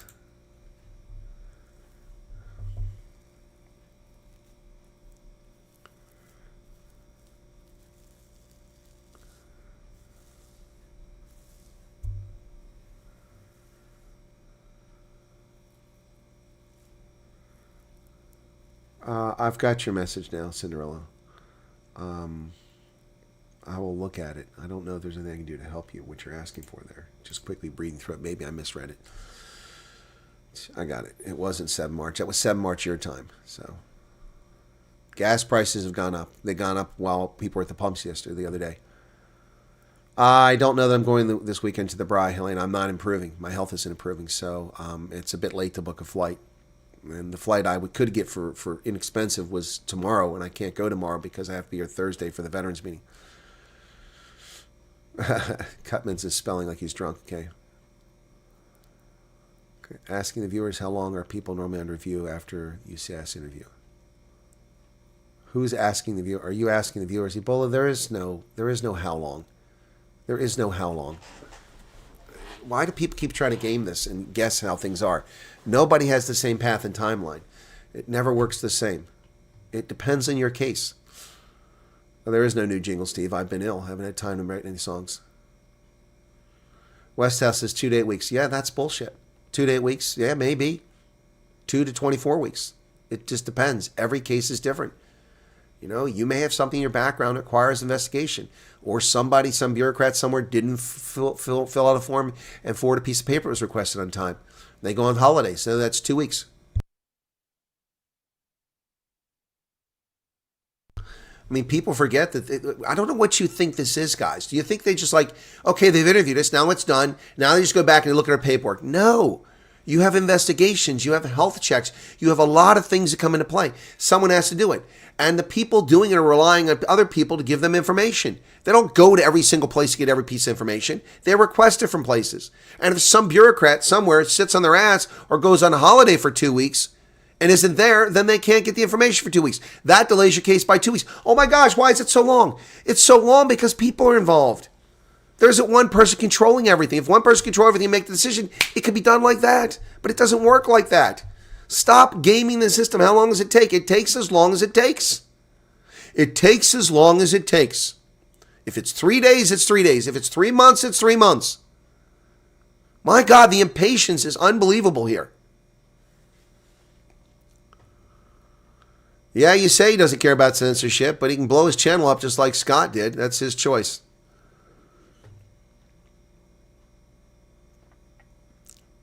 Cecilia's going to send me an email to hook a link up with Candace. Okay, thank you, Cecilia. Went to the consulate to renew my boy's passport. Got so nostalgic. Hope we get our call soon. Vian, you must have an American child if you went to the U.S. consulate. Just waiting for the... Okay, well, the review will be done when it's done, Ebola Games. Yep, YouTube and cancel your life for just having your phone. Exactly. Exactly. So I don't understand how people are able to do stuff still anymore. Good evening, Bitterender. Francois Ferreira, thank you for the super chat. What is the difference between a consul and embassy? Grok, the question I've answered many, many times. Okay, an embassy is a representation of a nation in a foreign country. In the Commonwealth of Nations, they have high commissioners because you're all part of one central government under the realm of the Queen, in theory. Not in sovereignty, but in theory. So Canada's sovereign is not the Prime Minister, but the Queen of England. Australia, same thing, Queen of England. South Africa, technically, it's not the Queen of England. I don't know why, because you're part of the Commonwealth. But anyway, so in the Commonwealth, they have high commissions. So when you go as a South African to New Zealand, you don't have an embassy. You have a high commission. Okay? But most countries have embassies around the world. So we have an embassy in South Africa. You have an embassy here. An embassy represents the government, okay, and the people in that country. So you have an ambassador who's a personal representative of the head of state. And here it's the President of the United States. So the ambassador, Brent Bozell, represents President Trump. Not the U.S. government, but President Trump. President Trump represents the country. So there's a link. The embassy is responsible for furthering our relations with the host nation and with international actors who participate in that nation to have good, cordial relations. It's also responsible for advancing our interests, particularly our business interests. And the same thing, South Africa's embassy should be promoting South African agriculture in America. That's what they should be doing. They're not doing that. They should be doing that. So that's what an embassy does.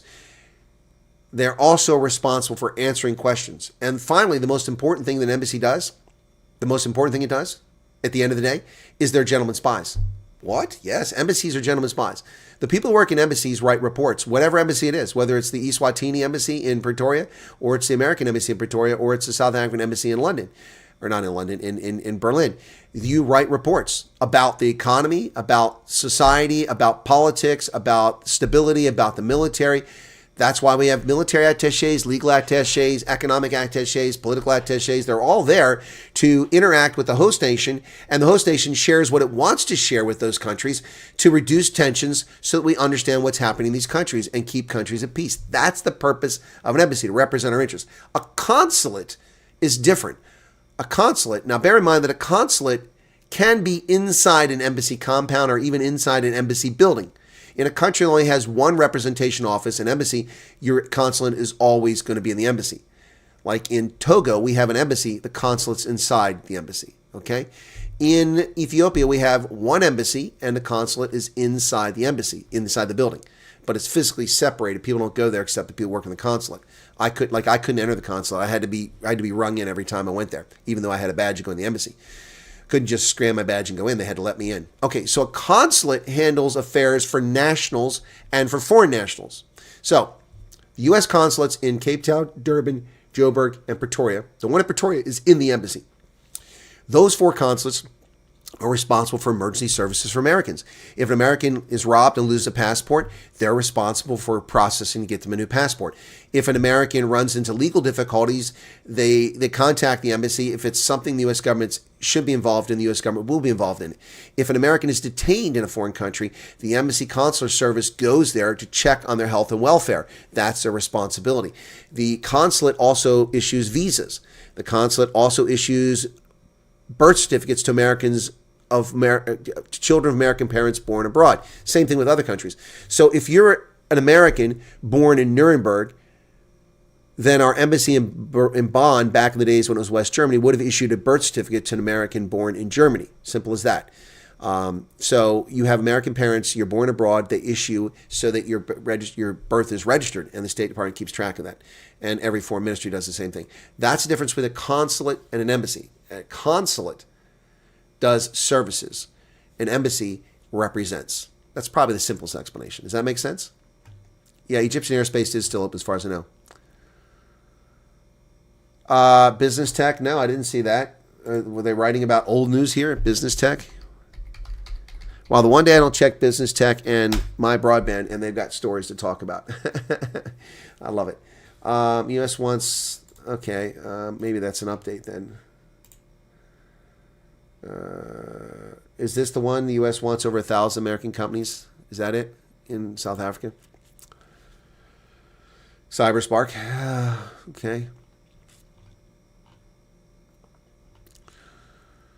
Thank you, Francois. I hope I do feel better. Have you heard anything from Nas? No, I don't think so. Okay, Nas. Nope, I've heard nothing from Nas.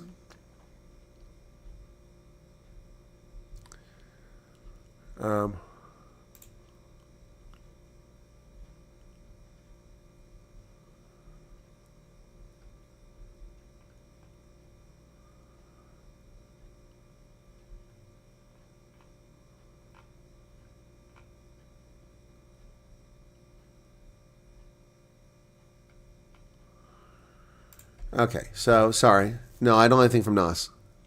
I asked.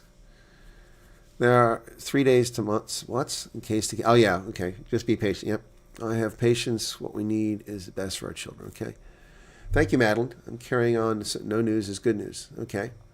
Remember the form someone had made in 2025? We had all ready for it. Let me just copy it. Americaners. Yeah, well, there's only a handful of Americaners, so...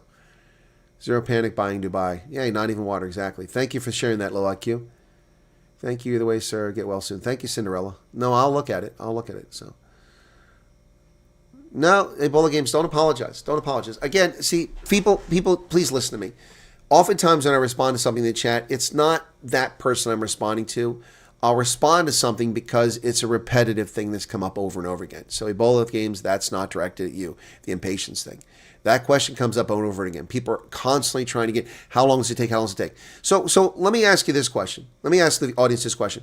If I told you it takes 14 days to get called back, 14 days from now, you don't get called back. What then? What then? You're pissed off at me, but I mean, what then? Does it change anything? No. It doesn't. It is what it is. I know it's a trite phrase, but it is what it is. And there's no way you can control it, nothing you can do to it. You just have to live in the confines of it. That's unfortunate, but that's reality. Exactly. Francois Ferrer says the Colonel's addressed this numerous times. Yep. If it's a year, then it's a year. Exactly, says Corey. Consulate only trade and consular affairs. Well, consulate doesn't do trade. Diplomatic accredited. Oh, they are. Oh, no. Consulars are fully diplomatic accredited. Oh, no, they carry diplomatic passports and they have accreditation. No. I don't know what you're talking about, man. That's not correct, Mark. No, consular officers are full diplomats and they have full diplomatic accreditation. Yep. Now, there's different levels of diplomatic accreditation. Maybe that's what you're getting at. There's a dip list. They're on the dip list. The dip list. There's people working in embassies that aren't on the dip list, okay? Like admin people and things like that. They're diplomats, but they're not diplomats. Does that make sense? I think that's maybe where Mark is going with this. It doesn't matter though. For the lay person, it doesn't matter. They work in an embassy, they're diplomats, okay? But when it comes to foreign affairs, that list is restricted to a certain number of people for secretaries and attachés and so. Yeah, so that gets a little complicated. That's why I didn't bother describing it, Mark. You went a little too far for people to understand that. But yeah, but no, but embassy, consular sections don't do trade. That's the embassy. It's a long process. Got a letter today saying it can take 24 months. Well, that's a generic letter, Debbie. That don't pay any attention to that. That's a generic form letter that they give. That's something that goes to refugees in Kenya and in Uganda too. Okay. No, I'm not worked up, Ebola. I must be way behind here, so I'm not worked up. I get flack for this. I see a lot of people feeling entitled to this program. They couldn't be more wrong. Oh, feeling entitled. Okay. I'm not going to give any flack for it, Luan. There have been a number of entitled people, including some people I've helped. I mean, people call me endlessly, and I take the time on a Friday night to help them and then calm them down and explain to them things are okay, and then they just ignore me and blow me off. Yep. 2-week notice. Okay. All right. Again, that doesn't mean 2 weeks.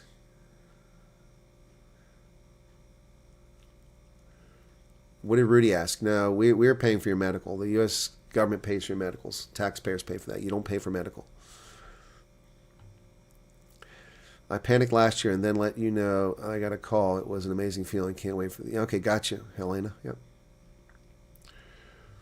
What's the CIA do there? Do where, Mark? In Iran? They hunt down Iranian leaders. What are you talking about? What does the CIA do where? Follow the colonel since last year and met him and hugged and cried in Durban. He said he didn't bite. Passport and suitcases and all people ready months in advance. Well, Chamber of Commerce is not a diplomatic mission. That's a private thing. It's nothing to do with an embassy. They have no diplomatic accreditation, Chamber of Commerce.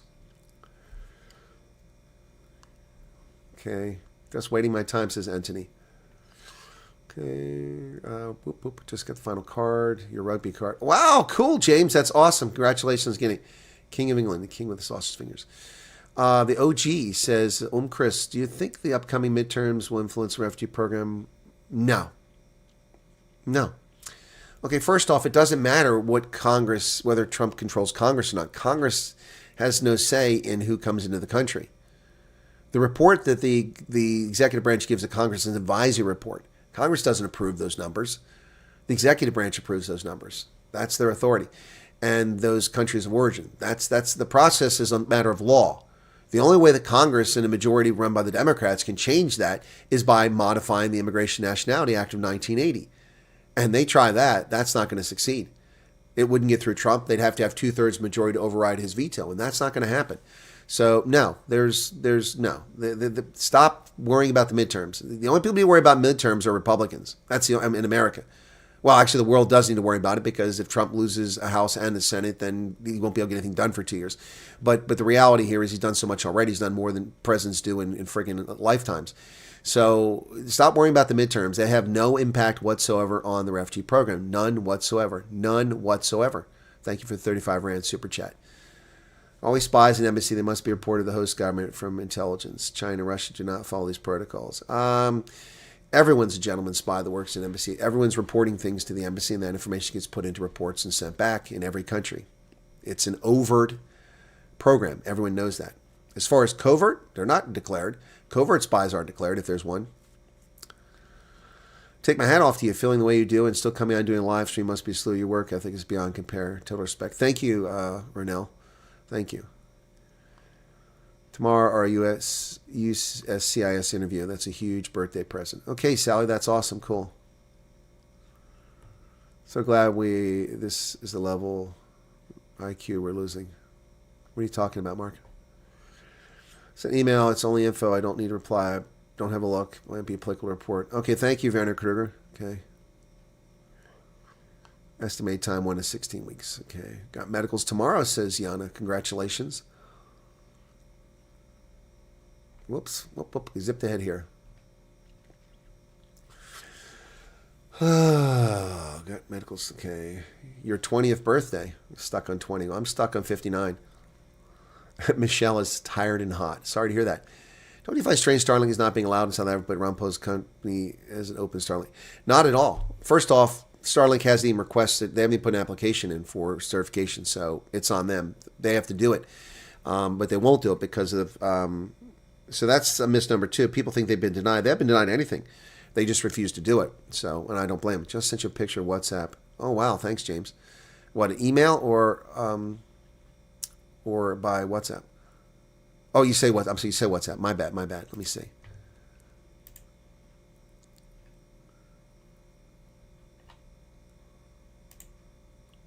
Oh, Joe Amelia sent me a message. Okay. Medical's done and dusted. Cannot believe I passed my protocol exam 30 years ago. I know. Our consulates only dealt with trade mainly in the 90s. Well, yeah, see, Mark, that's different. That's right. Your situation was very different, what the South African embassies and consulates were doing. No, but consulates are not normally for trade. That's the purpose. Now, there can be exceptions, I'll correct what I said earlier. A consulate can be used to do trade things, but usually the officials from the embassy come down to the consulate. So, for instance, our consulate in Cape Town does a lot more than just consular services. It's a big building. Has anyone been there? I have. It's a huge building. I've been there several times. In fact, I was there on my last trip to South Africa. The embassy or the consulate in Cape Town, which is beautiful. That's a beautiful spot down there south of Cape Town. That consulate has lots of space, lots of meeting space. I've been in it. I've had conferences there. And a lot of events are done there. Our naval attaché is frequently in Cape Town. He goes there and he works out of there. So he does military affairs out of there. And so trade representatives. So yes, consular buildings can be used for those purposes, but the consulate itself, the consular employees, that's not their job. Maybe I should have been clear about that. Send me an email on the 24th. Okay, is Ebola games. Is it under Ebola games? Okay. We'll be used to everything working in America from time by now. You think they would, Charles? Excuse me.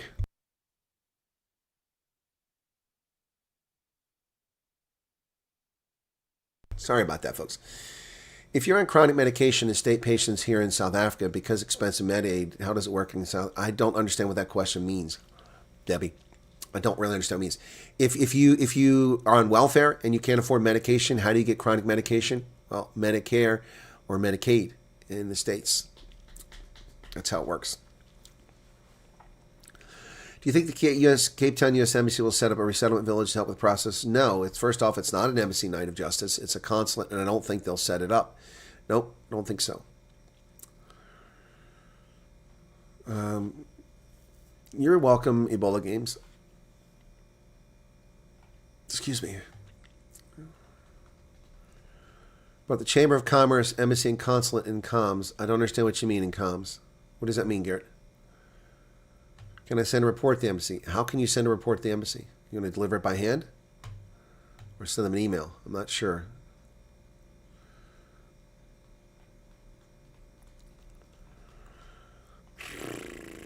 Why would Trump lose the midterms? Looking in from the outside, I still understand. Well, it's very easy, Kathy. A lot of stupid people in America, just like any other country. A lot of stupid people. Recently we saw the poll that said that it's, what does it say, 69 or 70% of Americans weren't happy with the job Trump was doing on inflation. I mean, where do these people live? In a fantasy world? Prices are down. Well, before the Iran oil surge, prices are down. Things are cheaper. Interest rates have come down. Houses have become demonstrably cheaper as a consequence. We've seen fuel prices plummet until this past week. We've seen the economy grow. The GDP growing at record numbers, and the economy is doing well. Inflation has dropped, despite a growing economy. Inflation has dropped, which is counterintuitive. And people are going, well, they're upset with. How are they upset? Thank you, Alan, for the 200 Rand super chat. It doesn't make any sense. So if the media can paint a picture of an endless war and a forever war and Trump is a warmonger and all this other nonsense about Trump, then stupid people will vote that way. People will vote the way. They're so easily influenced. They're like sheep. It's unbelievable. So many people are just so uninformed, Again, I tell people to listen to me. Go look it up for yourself. I'll give you the receipts. That's why, Katya. That's why he could lose. And he doesn't lose. He's not running. But the Republicans will lose the House and the Senate. That's one of the reasons why. Sorry. Investigation is how that issue started already under Biden. You're correct, Werner. There was a bipartisan piece of legislation that came before Trump. That's a whole misnomer. This thing is not about Trump. I've only said it a million times. This is U.S. government is angry at South Africa for its behavior for the past 25 years. It has very little to do with Trump. And it was already boiling. It was already reached ahead during the Biden administration. The damn bill never got to the floor, but a Democrat and Republican sponsored a bill to do exactly what Ronnie Jackson has sponsored last year in 2024. So we have time to go over. I was worried about time. Home Affairs lost all 3 of my kids' passports. Good Lord. That's crazy. I want to inform U.S. Embassy of something the government does that they do not have info on. Well, that's interesting, guy. You can send them an email, or you can write a letter and deliver it to the security guards, and they'll screen it and then they'll take it in. Do you remember white dress shakes through the whole meeting? Wish I had a pic with you. Oh, Helena. Thanks for the explanation of consulate versus embassy. I always thought the embassy is in the capital city. Well, embassy normally is in a capital city. In large countries, you have consulates elsewhere. They're not branches. They all fall under the chief of mission, but everyone has a consular officer. There's a consular officer at every consulate. We had like 6 consuls in West Germany. I don't know what we have now. So we have an embassy in Berlin. It used to be in Bonn. So the Bonn embassy became a consulate. Bonn is a consulate. Frankfurt's a consulate. Munich's a consulate. Hamburg's a consulate. And Berlin has a consulate as well. I think there's one more. Can't remember where it's at. Does Marine security at the embassy get rotated periodically? No. What do you mean? Okay, the people, it's a duty assignment, Cutmans. It's a duty assignment, just like the attaché. Marines get assigned there. They all have to be young and unmarried, except for the sergeant. All the other Marines cannot be married. They have to be single, and they get there. It's a special duty. They have to qualify for it, and they get sent there. And those Marines are on the rotation for a year and a half, I think it is. I don't think it's 2 years. And then they rotate out and they go somewhere else. They go to a Marine unit somewhere, or they go to another assignment, usually to a Marine unit. Yeah, so there's always Marines there. But the Marines are not there for what you think they are. You think the Marines are there to defend the embassy? They do that, but that's not their real mission. The purpose of Marines is to protect information. That's why they're there. Protect the sanctity of classified information. Something Joe Biden couldn't do from the White House. Yep. Cape Town have a consulate, not an embassy. Yep. I've been waiting for my passport since June 11th. That's a long... Yeah, Charles, I don't know what's going on with your thing. Someone has it out for you. Can you just pay a bribe and get it, Charles? Can someone tell me what happens after medical? Well, they review your stuff, and then eventually you get an interview with USCIS, Marina. Stuck on 49. Gotcha, Loretta. I think a lot of people are just scared of getting left behind, especially with families already approved. Thanks for being here. I got you. 2 interviews and fingerprints done and medical appointments this week. Okay, well, have you been interviewed by USCIS? If you have, then you might be done waiting for them to resolve your case. Southern naval attaches now do not know what port or stern or bow is. Yeah, I bet you're right about that, Mark. The personnel in the consulate in Cape Town are very friendly and helpful. They are. Mark needs a stern talking to. Alan says, Dems are having a meltdown anyway with Hakeem Jeffries acknowledging that they are against ICE being present at polling stations during midterms, proof they get votes from illegals. Yeah, but ICE isn't going to be at the polling stations, so it does prove that they get votes from illegals. Why would they care if ICE is at polling stations? If only Americans can vote, why would it matter if... That's a great one. Thank you for that. I need to make a note of that. Yeah, that's going to make a good video. Yeah, if only Americans can vote, why does it matter if ICE at polling stations? Is it intimidation? Are they afraid black people be scared at the polling stations?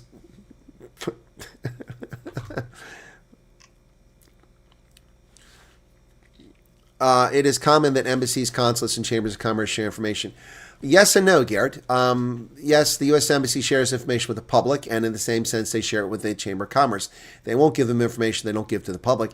And Chambers of Commerce do share information with embassies. Sure. So do businesses. Businesses share information with consulates and embassies all the time.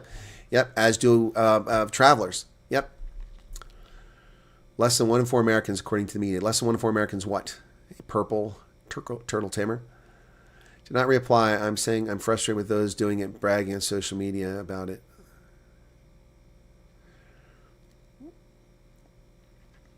Yeah, I haven't seen it. So, yeah, well, let them do it, and then they'll just never go. Look, the program is working. People are moving through at a very high rate. So if they want to be stupid and waste their time, that's on them. It takes hours to fill that stuff out. So, and if it doesn't get filled out properly, it just gets rejected. So, So Thune also said there isn't going to be a filibuster. They don't have the numbers. Yep. It's the Iranian ship that was sunk Cape Town. But yeah, all the ships that were in Cape Town are gone. They're under the sea, to our knowledge. Hey, Andreas Miller, what's going on? So on that Medicare question, hubby is on chronic epilepsy. Will he be covered as welfare kind of thing, or would he need to start, or would he need to be on my medical aid once start working? Okay, we don't have, stop calling it aid, guys. You're not in South Africa. It's medical insurance, okay? We don't have aid. Aid is for poor people, people in need. Insurance is what covers people who are working. If you have medical insurance, it will cover your family. Employees don't get, I don't know of any job I've ever seen where someone gets employed and medical insurance only covers them. It typically is for the family as well. It depends on the age of your spouse. If your spouse is 65, then they have to go into the Medicare system. They have to go into it. You can supplement that with private insurance because it's very complicated the way stuff is paid for. But why are you worried about it? I mean, we don't bring people over here and just abandon them. Give me an example of someone who's come over here as a refugee who's had a medical problem and they haven't had it addressed. Even Letitia, who didn't have medical coverage, got it taken care of in a free clinic in Virginia until she got her medical coverage.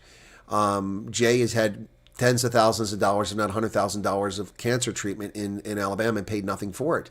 We've had the people in California said they had $30,000 bill for an emergency room visit and they didn't pay anything for it. We, the taxpayer, pay for it. I don't understand the concern. Okay, Helena, I'm not trying to argue with you, but what does it matter? Are you not going to come here because you don't get the right answer for this? And this is not directed at Helena, but it's directed at people because this question comes up a lot. So if you or you just trying to understand how it works, well, you'll understand how it works when it gets there. I don't understand how it works. I mean, I have TRICARE, it's insurance, and I still don't understand. When I turn 65, I have to go on to Medicare or TRICARE for life. And if I don't sign up for Plan A or Plan B, then I get screwed with these. I don't understand how it works. I'm an American. It's complicated. It makes no sense. It's all a scam to screw us. That's the deal. So, but the care is there. You get care. So, but how it's paid for is just a pain in the ass. I mean, like this bill I just got for the injection of my hip. The charge was $180, which actually I think is reasonable given the effects of the jab. I have to pay $39. My insurer paid $21.63, so I paid almost twice as much as they did.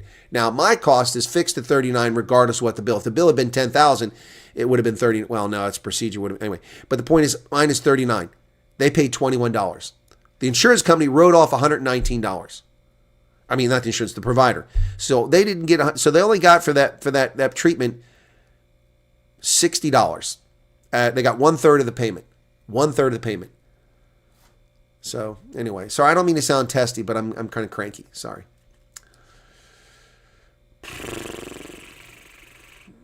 If the Republicans lose the midterms, can they stop the refugee? I answered this already, Loretta.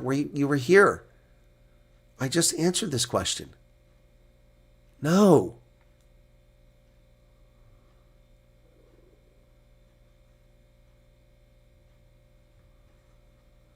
You and your husband were never married, according to them. They're idiots. Beyond Santa, if you arrive in the U.S., do you get a list of benefits and cost breakdown, your federal allowance, know your full amount, and then track your spending? Yaku, in theory, yes. In practice, no. We've got case after case of case officers don't know what they're doing or they're lazy, they don't share this information. So the answer is yes and no. Okay, I'm not going to tell you it's the case because I'm going to tell you it's supposed to be the case. But I'm going to tell you that some of these agencies are a little shifty. So...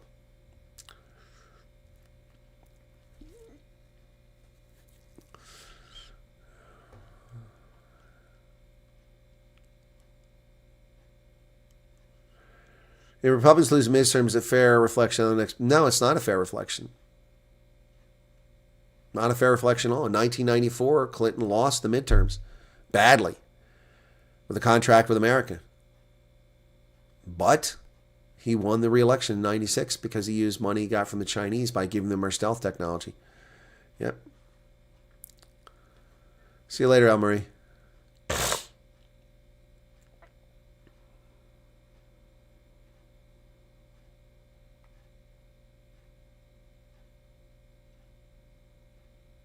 I have no idea what Snippets is talking about. There's one ship in India, one ship in Sri Lanka. The only missing ships are the subs now. Oh, okay. Yeah, I don't know where the third ship that in India went to, unless it's in Sri Lanka. Sometimes wonder if I was brought up in another South Africa. Can I choose to go to Texas, Pennsylvania, and end up in a hole? You cannot choose. You go where they send you. You can try to influence it, but you go where they send you.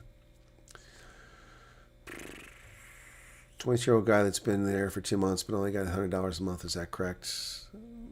No, that's not correct. $100 a month. But then you're not giving me the whole story, Peter Bloodlust. I mean, you don't tell me where this is at. You didn't tell me the agency. You didn't tell me whether his rent's being paid for, whether they gave him food, what assistance they're providing for him. They may have spent that money on his behalf. So, I can't answer that question. $100. I mean, who'd the $100 come from?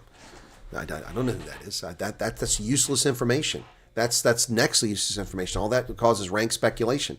See, this is the problem with all this bullshit. People go on WhatsApp groups, they go on Facebook, and they hear a little bit of bullshit, and everyone's a barracks lawyer. Everyone knows everything. It doesn't work that way. I feel the same way as the American health care plans are confusing. Trying to help an elderly parent figure it out also feels like the whole thing is a scam. It does, Shawnee. It feels like a scam. I mean, I have to convert to, why is there an A and B Medicare? Why isn't there just one Medicare? Why do I have to pay for TRICARE and then I'm in TRICARE for life when I get there? I don't understand that. That doesn't make any sense. Do I continue to pay for TRICARE for life when I get to that stage? I mean, I'm a VA eligible. I can get all my medical care from the Veterans Administration. Why do I have to go into Medicaid or Medicare? It doesn't make any sense. The whole thing is just so annoying. As far as I know, the Americans are still helping, yes. No, we're coming. Gotcha, Elena. Yeah, look, Elena, look, I mean, there's an answer to it, but what someone said, get your script filled, get 90 days of meds before you leave, so you got it covered in case there's a snafu on the side. Mistakes happen. People make errors. Humans are involved. There's some bigots and racists amongst the blue-haired, green-haired leftists who are running these programs. So just be prepared for hiccups. Have your medication. Like, I'm out of meds. This is one reason why I've been short of breath lately and why I've had some issues is because I don't have the medication for the asthma. I ran out of it 3 weeks ago, and I just now got it renewed. I went online and renewed it.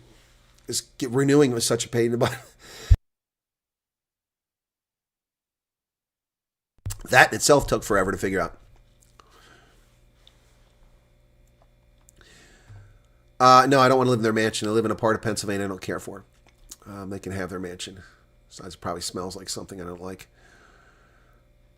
That's the same here. Not when many people go to hospitals. You have to be in your last nerve if it's not broken or bleeding. Yeah, exactly.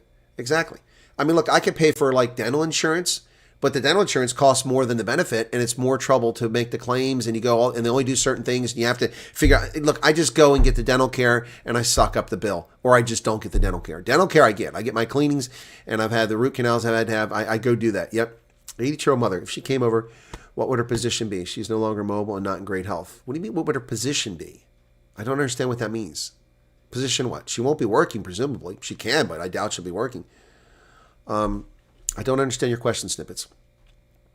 Rachel says, thank you for all you do for our people, for my people. However, the abuse my brother's kids suffered in 9 innocent black schools is heartbreaking. Okay, I appreciate the first sentence, but what does the second sentence have to do with anything? You're just trying to let me know that it's happening? Well, then why don't they leave? Cotman says, don't worry about being cranky. At this point, you spend more time in our living rooms than some family does.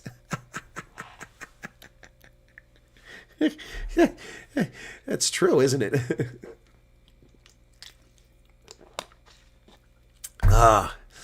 Thank you, Helena. Looking forward to seeing you. Okay. Dr. Medicals asked me, do I suffer from depression? How the F would I know? Actually, Guy, some people are diagnosed. I keep touching these glasses, driving me nuts. Some people know that they suffer from depression. They've been diagnosed for it. So, I mean, he probably should have said, have you ever been diagnosed? That's the question you should ask. But it's a South African doctor, so what do you expect? I was never told to go to the doctor for anything. Can't afford medical aid. Yeah, exactly. They could have only gone south. What's this? Oh, you're talking about the ships. Okay. We have private medical aid care. They refuse to pay $4,000 for my knee replacement. That is just the amount for the. Exactly. So, I mean, what kind of insurance is that? But insurance is such a pain, Look, I I don't complain much about my insurance other than the fact that I have to pay for it because I was supposed to have free medical care for my entire life. I'm a military retiree. That was a bogus bunch of nonsense when I signed up in 1983. As far as most people in America, mine's pretty good. I mean, I mean, although this bill, you know, I paid more than they did. Normally they pay more than I do. But my payments for copays, the problem is that most of the services I need can't be performed at the military clinic, so I have to go off post and I have to pay every time. But I mean, I'll tell you this much, paying $39 so that I have the mobility that I have and that the pain is gone from my right hip was $39 well spent. And it happened January, February, March. It's already been 2 months. They say the injection only works for 3 months. Well, we'll see how long before it wears out. But right now I'm in great shape. Feels great. I'm loving it. So as far as my hip, it's not perfect. It's still a problem, but I mean, it's not a long-term solution, but it's done the trick. So I'll pay the $39 for that. But I'm not thrilled about paying $1,200 for root canal. I mean, I was supposed to get free medical and dental and eye care, and I don't get eye care either. You know, it sucks. The Canadians accepted my wife and I during the Harper government. They offered us citizenship when we returned south years ago. So glad because Canada's stuff, red, white, and blue. Gotcha, Mark. Our medical aid costs us $8,000 a month. $8,000 a month, and they won't pay an 84,000 rand bill. That's bullshit. That's BS. I'm sorry. That's just wrong. Venezuelan and Iran have been taken out, and under the influence of China ensures that we can live under Pax Americana, says low IQ. I once almost died. My throat swelled up. I couldn't breathe. Went to the pharmacy. It was closed. Collapsed at the door, but luckily I survived. No one helped me. I'm sorry to hear that, guy. So in Europe, one of the nice things about Europe, I can't speak to every country in Europe, but like in Germany, there has to be a 24-hour pharmacy open every town. Every town, somebody has a pharmacy, must be open 24 hours. That's just the law. So the pharmacy, there's a chemist that's open so you can go get those things. Yep. Here in the U.S., I'm not sure how it works for medication 24 hours. I wouldn't know. Yes, Garrett, it's all about money. That's right. That's why this thing is so screwed up. Barack Obama screwed America and screwed us royally. And Nancy Pelosi. How does medical insurance work? Say you go to the doctor, does the practice claim it back? It must claim it and pay the price. It depends, Debbie. Some places you have to make your copay when you walk out the door. I went, where did I go last year? What was that for? I went for some treatment, and I had to pay my copay when I walked out the door. Other places bill you later on. This is from a treatment on January 7th. That's why I forgot that I had the treatment in January. January 7th was the treatment, and I just got this bill. It's dated February 23rd. So 6 weeks after the treatment was the billing for this one. And I've already paid it online on March 2nd. I just got it a few days ago. So I paid it right away. So it just depends. But so I can't say there's anything to it. But normally, so in my case, I have to go to my primary care provider and see him. And then I have to wait forever for those appointments because he never has them. But I can request it by email. And since I've had previous treatment for some things, then he can just at his discretion write me a referral. Once he writes a referral, it goes into the system to the insurance company.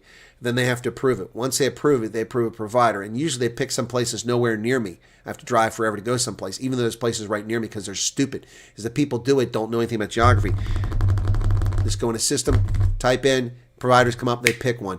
And usually it's not the one that's close and convenient. So so once they do the referral, then they send it to me in the mail. I have to wait for the mail, or now I can go online and see it online. The referral's approved. Then I have to contact the referring medical provider and contact them to get an appointment for the care. If you don't have a referral, you have to pay for everything. Yep. That's how it works, Debbie.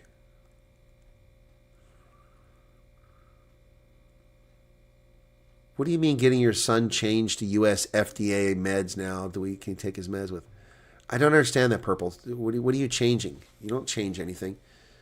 Thank you for 400 Rand philosophy. You go to a doctor because he has a Merc to pay. He sends you to the pharmacist because his bloke has a BMW pay. You get home to flush meds down the toilet. That's funny, Alan. So I don't understand that. What are you changing? The drugs are the same. They just have different names. So I doubt you have a medication other than paracetamol that we don't have in America for the most part.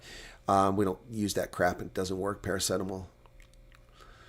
Had to run the bathroom. Must have missed when you spoke about midterms and refugee. Yeah, I've talked about midterms and refugee half a dozen times here, Loretta, and I answered your question previously. And then you asked it again and you left. No, nothing will change.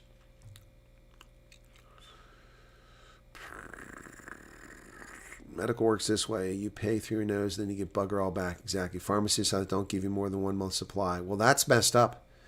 That's messed up. Here you get 3 months supply normally. You can ask for 6 if you're going somewhere. Military can get 6 on deployment.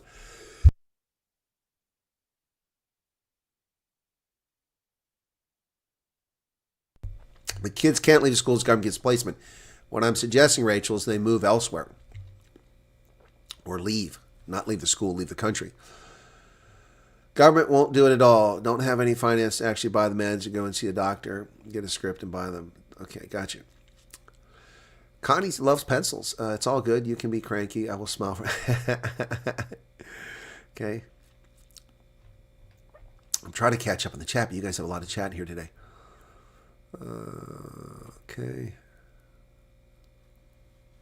Please help. I asked to be placed in Hawaii, but they please place in Malibu. It's terrible, Jan. It's terrible. I'm so sorry to hear you're suffering.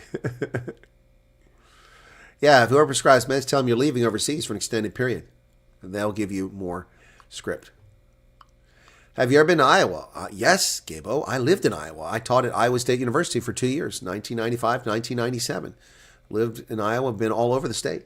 What's Iowa like? It's boring, peaceful, calm, 97% white. At least it used to be. Not being sarcastic, but Charles Kleinhaus made a video where he brags about eating steak every day. I don't know that that's the case. Is that what he actually said? He was misquoted on the stories that people ran about him. I didn't actually watch the video. My philosophy is you go to a doctor because he is, okay, thank you for that, Alan, 400 Rand. You get home and flush the meds down the toilet because tomorrow you must work. Medicine is to pay is harder than getting a straight answer from a politician. I think you're right about that, low IQ. If I may ask, will I be allowed to bring over my mother's ashes when I relocate? That's a good question, Peter Bloodlust. I think you can. I think you can. I don't think it's an issue. I think that you can do that. You just have to talk to the airline. I'm not sure how that works. But I know people have done it. Remains are repatriated all the time. In this case, not repatriating, but yeah. So if it's important to you. Supplemental Social Security income, which is federal program, provides monthly payments. Yeah, but that's not very much money. Okay. Don't understand this American healthcare system, and going on ChatGPT doesn't help. All I know is that one often hears about people ending you with a bill of hundreds of thousands of rand. Yes, snippets. Well, you're not alone. We as Americans don't understand it because they perverted the system under Obama. It was complicated enough to begin with. There is no system. That's the first thing to understand. Second is that the government intrusion into the system in the 1960s with the creation of Medicare created all kinds of problems in the system. And the tradition of employers providing your health insurance, well, that didn't really work for people retired. That's why they came up with Medicare. But Medicare is not the answer. It's a mess. It really is. In Vietnam, pharmacists write out the prescriptions. No need to go to a doctor. They're well trained. The one that said to me, I'm too fat. I lost weight because of the low-carb Vietnamese diet of veggies. Well, look, in South Africa, your pharmacists are able to do many things. When I went to South Africa and wasn't feeling great and I had some crud there, the one time I was not really sick, but I went and my stomach was bothering me. I went and told the guy what was going on and explained what was going on. He said, okay, well, this is what you're going to do. And he recommended it, and I bought it, paid for it right there for not being on a medical fund for some time. Well, in America now, they have a fine if you're not on the insurance scam. State hospitals only give out paracetamol or Panado. It's on an injection for schizophrenia that's not approved. Oh, okay. Well, that's different. Thank you, Purple Turtle Tamer. Thank you for that. Okay. All right. So that medication that the South African government authorizes for schizophrenia isn't available in America. It's banned. Is that what you're saying? That is a possibility for very specific, for cancer medications and for some mental health medications. That can be the case. You are correct. Apologies, Purple Turtle Tamer. I don't understand what you're saying. Okay. But there will be an equivalent. Now, how he reacts to the equivalent, I can't say. But there will be an equivalent. We have people with schizophrenia all over the place. I mean, look at Joe Biden. 3 months of meds. Yep. Okay, take ashes, but just get a copy of the cremation certificate. Yeah, exactly. That's probably right on the move. Red says, do you know of any changes they made this time where they closed or people didn't fly? No, I don't know of any changes. Krugersdorp was well taken care of. Thought it was the enemy. Well, I'm glad you survived the malaria there, Carl. Fortunately, I've never had that. Your pharmacist says 6 months. So there you go. So different stories everywhere. Not sure if we miss this, but has there been any comms about clearing the backlog? No, I don't have any information. In fact, let me look and see if I've got any contact.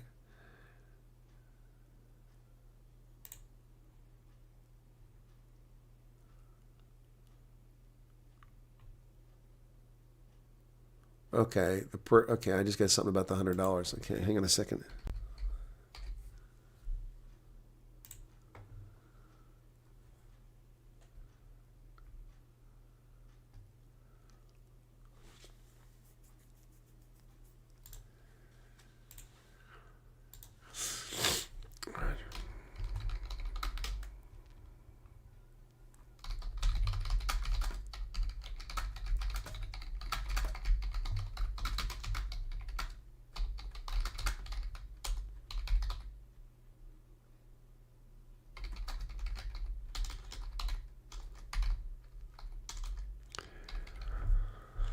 Oh boy, hang on a second here.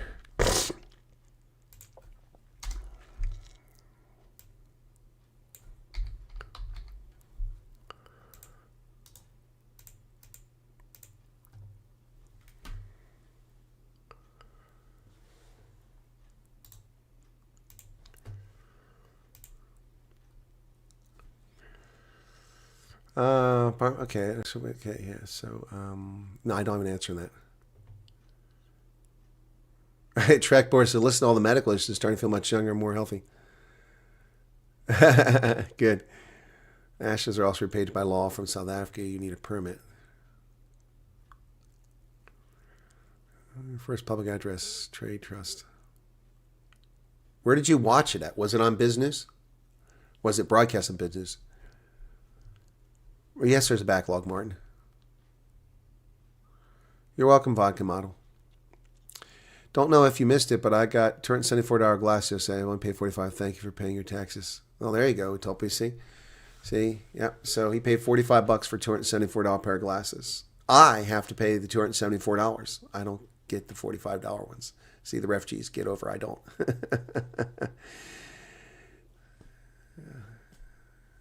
Yeah. Yeah. So good deal for Utopia. Got himself a new pair of glasses. It was on Biz News. Thank you for that, Pac-Man. Or PC Man. Pac-Man, PC Man. Thank you for that. Yeah, so that's helpful. I'll go check that out when I get a chance and get off here. Yeah, so cool beans.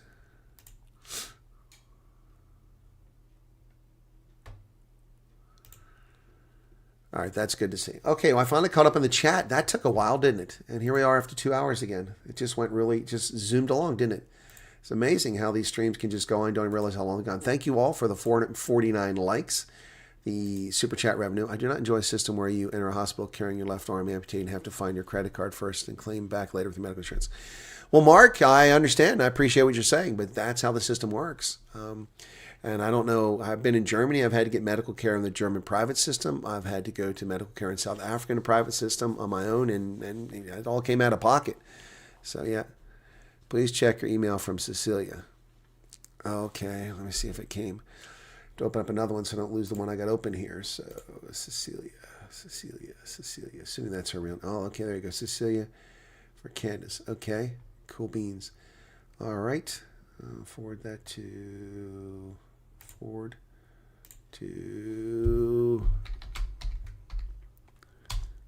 There we go. Oh. Hang on a second. Which one is it? Which Candace is it now? I got 2 Candace items in here. That's not good. Crap. See, I can't do that now. Now I gotta go find Candace. Damn it. See, that's very frustrating. Okay, Candace. You all have the same damn names. Okay. Okay, that's the one. March 9th. Okay, that's the right Candace. Okay. Okay.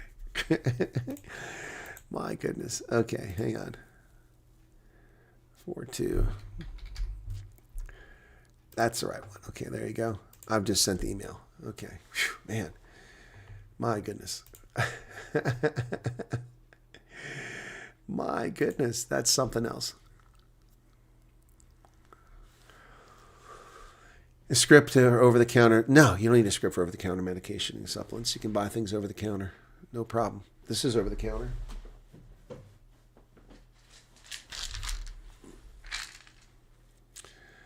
That's from Costco. Triple Action Joint Health. Yep.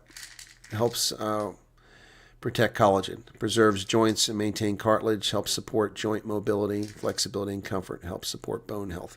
I'm supposed to take one a day, I think. I really read the instructions. I take one a day now, so it's a supplement. I don't really like supplements and pills, but I started taking that because of my hip. My brother did apply for FG program over a year ago. Everything complete, however, nothing happened. And the situation now truly unbearable. Well, Rachel, if your brother applied a year ago, then he's not in the program unless he followed my instructions and followed the embassy's instructions. I've been very clear. Last year, the PRM email was in February, so that was a year ago. Then the statement of interest came out on May 12th. I told people if they've done the email, we didn't have any guidance from the U.S. government, so I said, go do the statement of interest. And we saw a trend where people who did the statement of interest were getting called and not the people who just did the PRM email. So then on November 4th, the embassy put out an intake questionnaire, and this says clearly, if you have not been contacted, you need to fill out the intake questionnaire. So if he's not been contacted, he must fill out the intake questionnaire. If he's not done the intake questionnaire, which has been available since November 4th, 5 months ago, he will never be called. If he's done the intake questionnaire, he should be contacted. Probably just daily press updates. Plus, I've been at this almost 2.5 hours. How or where does one join your WhatsApp group? Well, we put the links up for my moderators do. I'll put some up there. Okay, so let me see. You.s. Okay. Let's go with group 3. I think there's a lot of spaces in there. So group 3. Oh, yeah, there's a lot of space in there. So we're going to go to members. Okay, invite via group link. So copy link. Here you go. If you want to join that group. Now, you have to understand that this isn't for chat. These groups don't exist for chat. Only Hendo and myself actually can post anything in that group. So if that's not for you, then it's not for you. But that's a group you can join. There's only 294 people in that. Group 1, 2, and 3 all get the same information.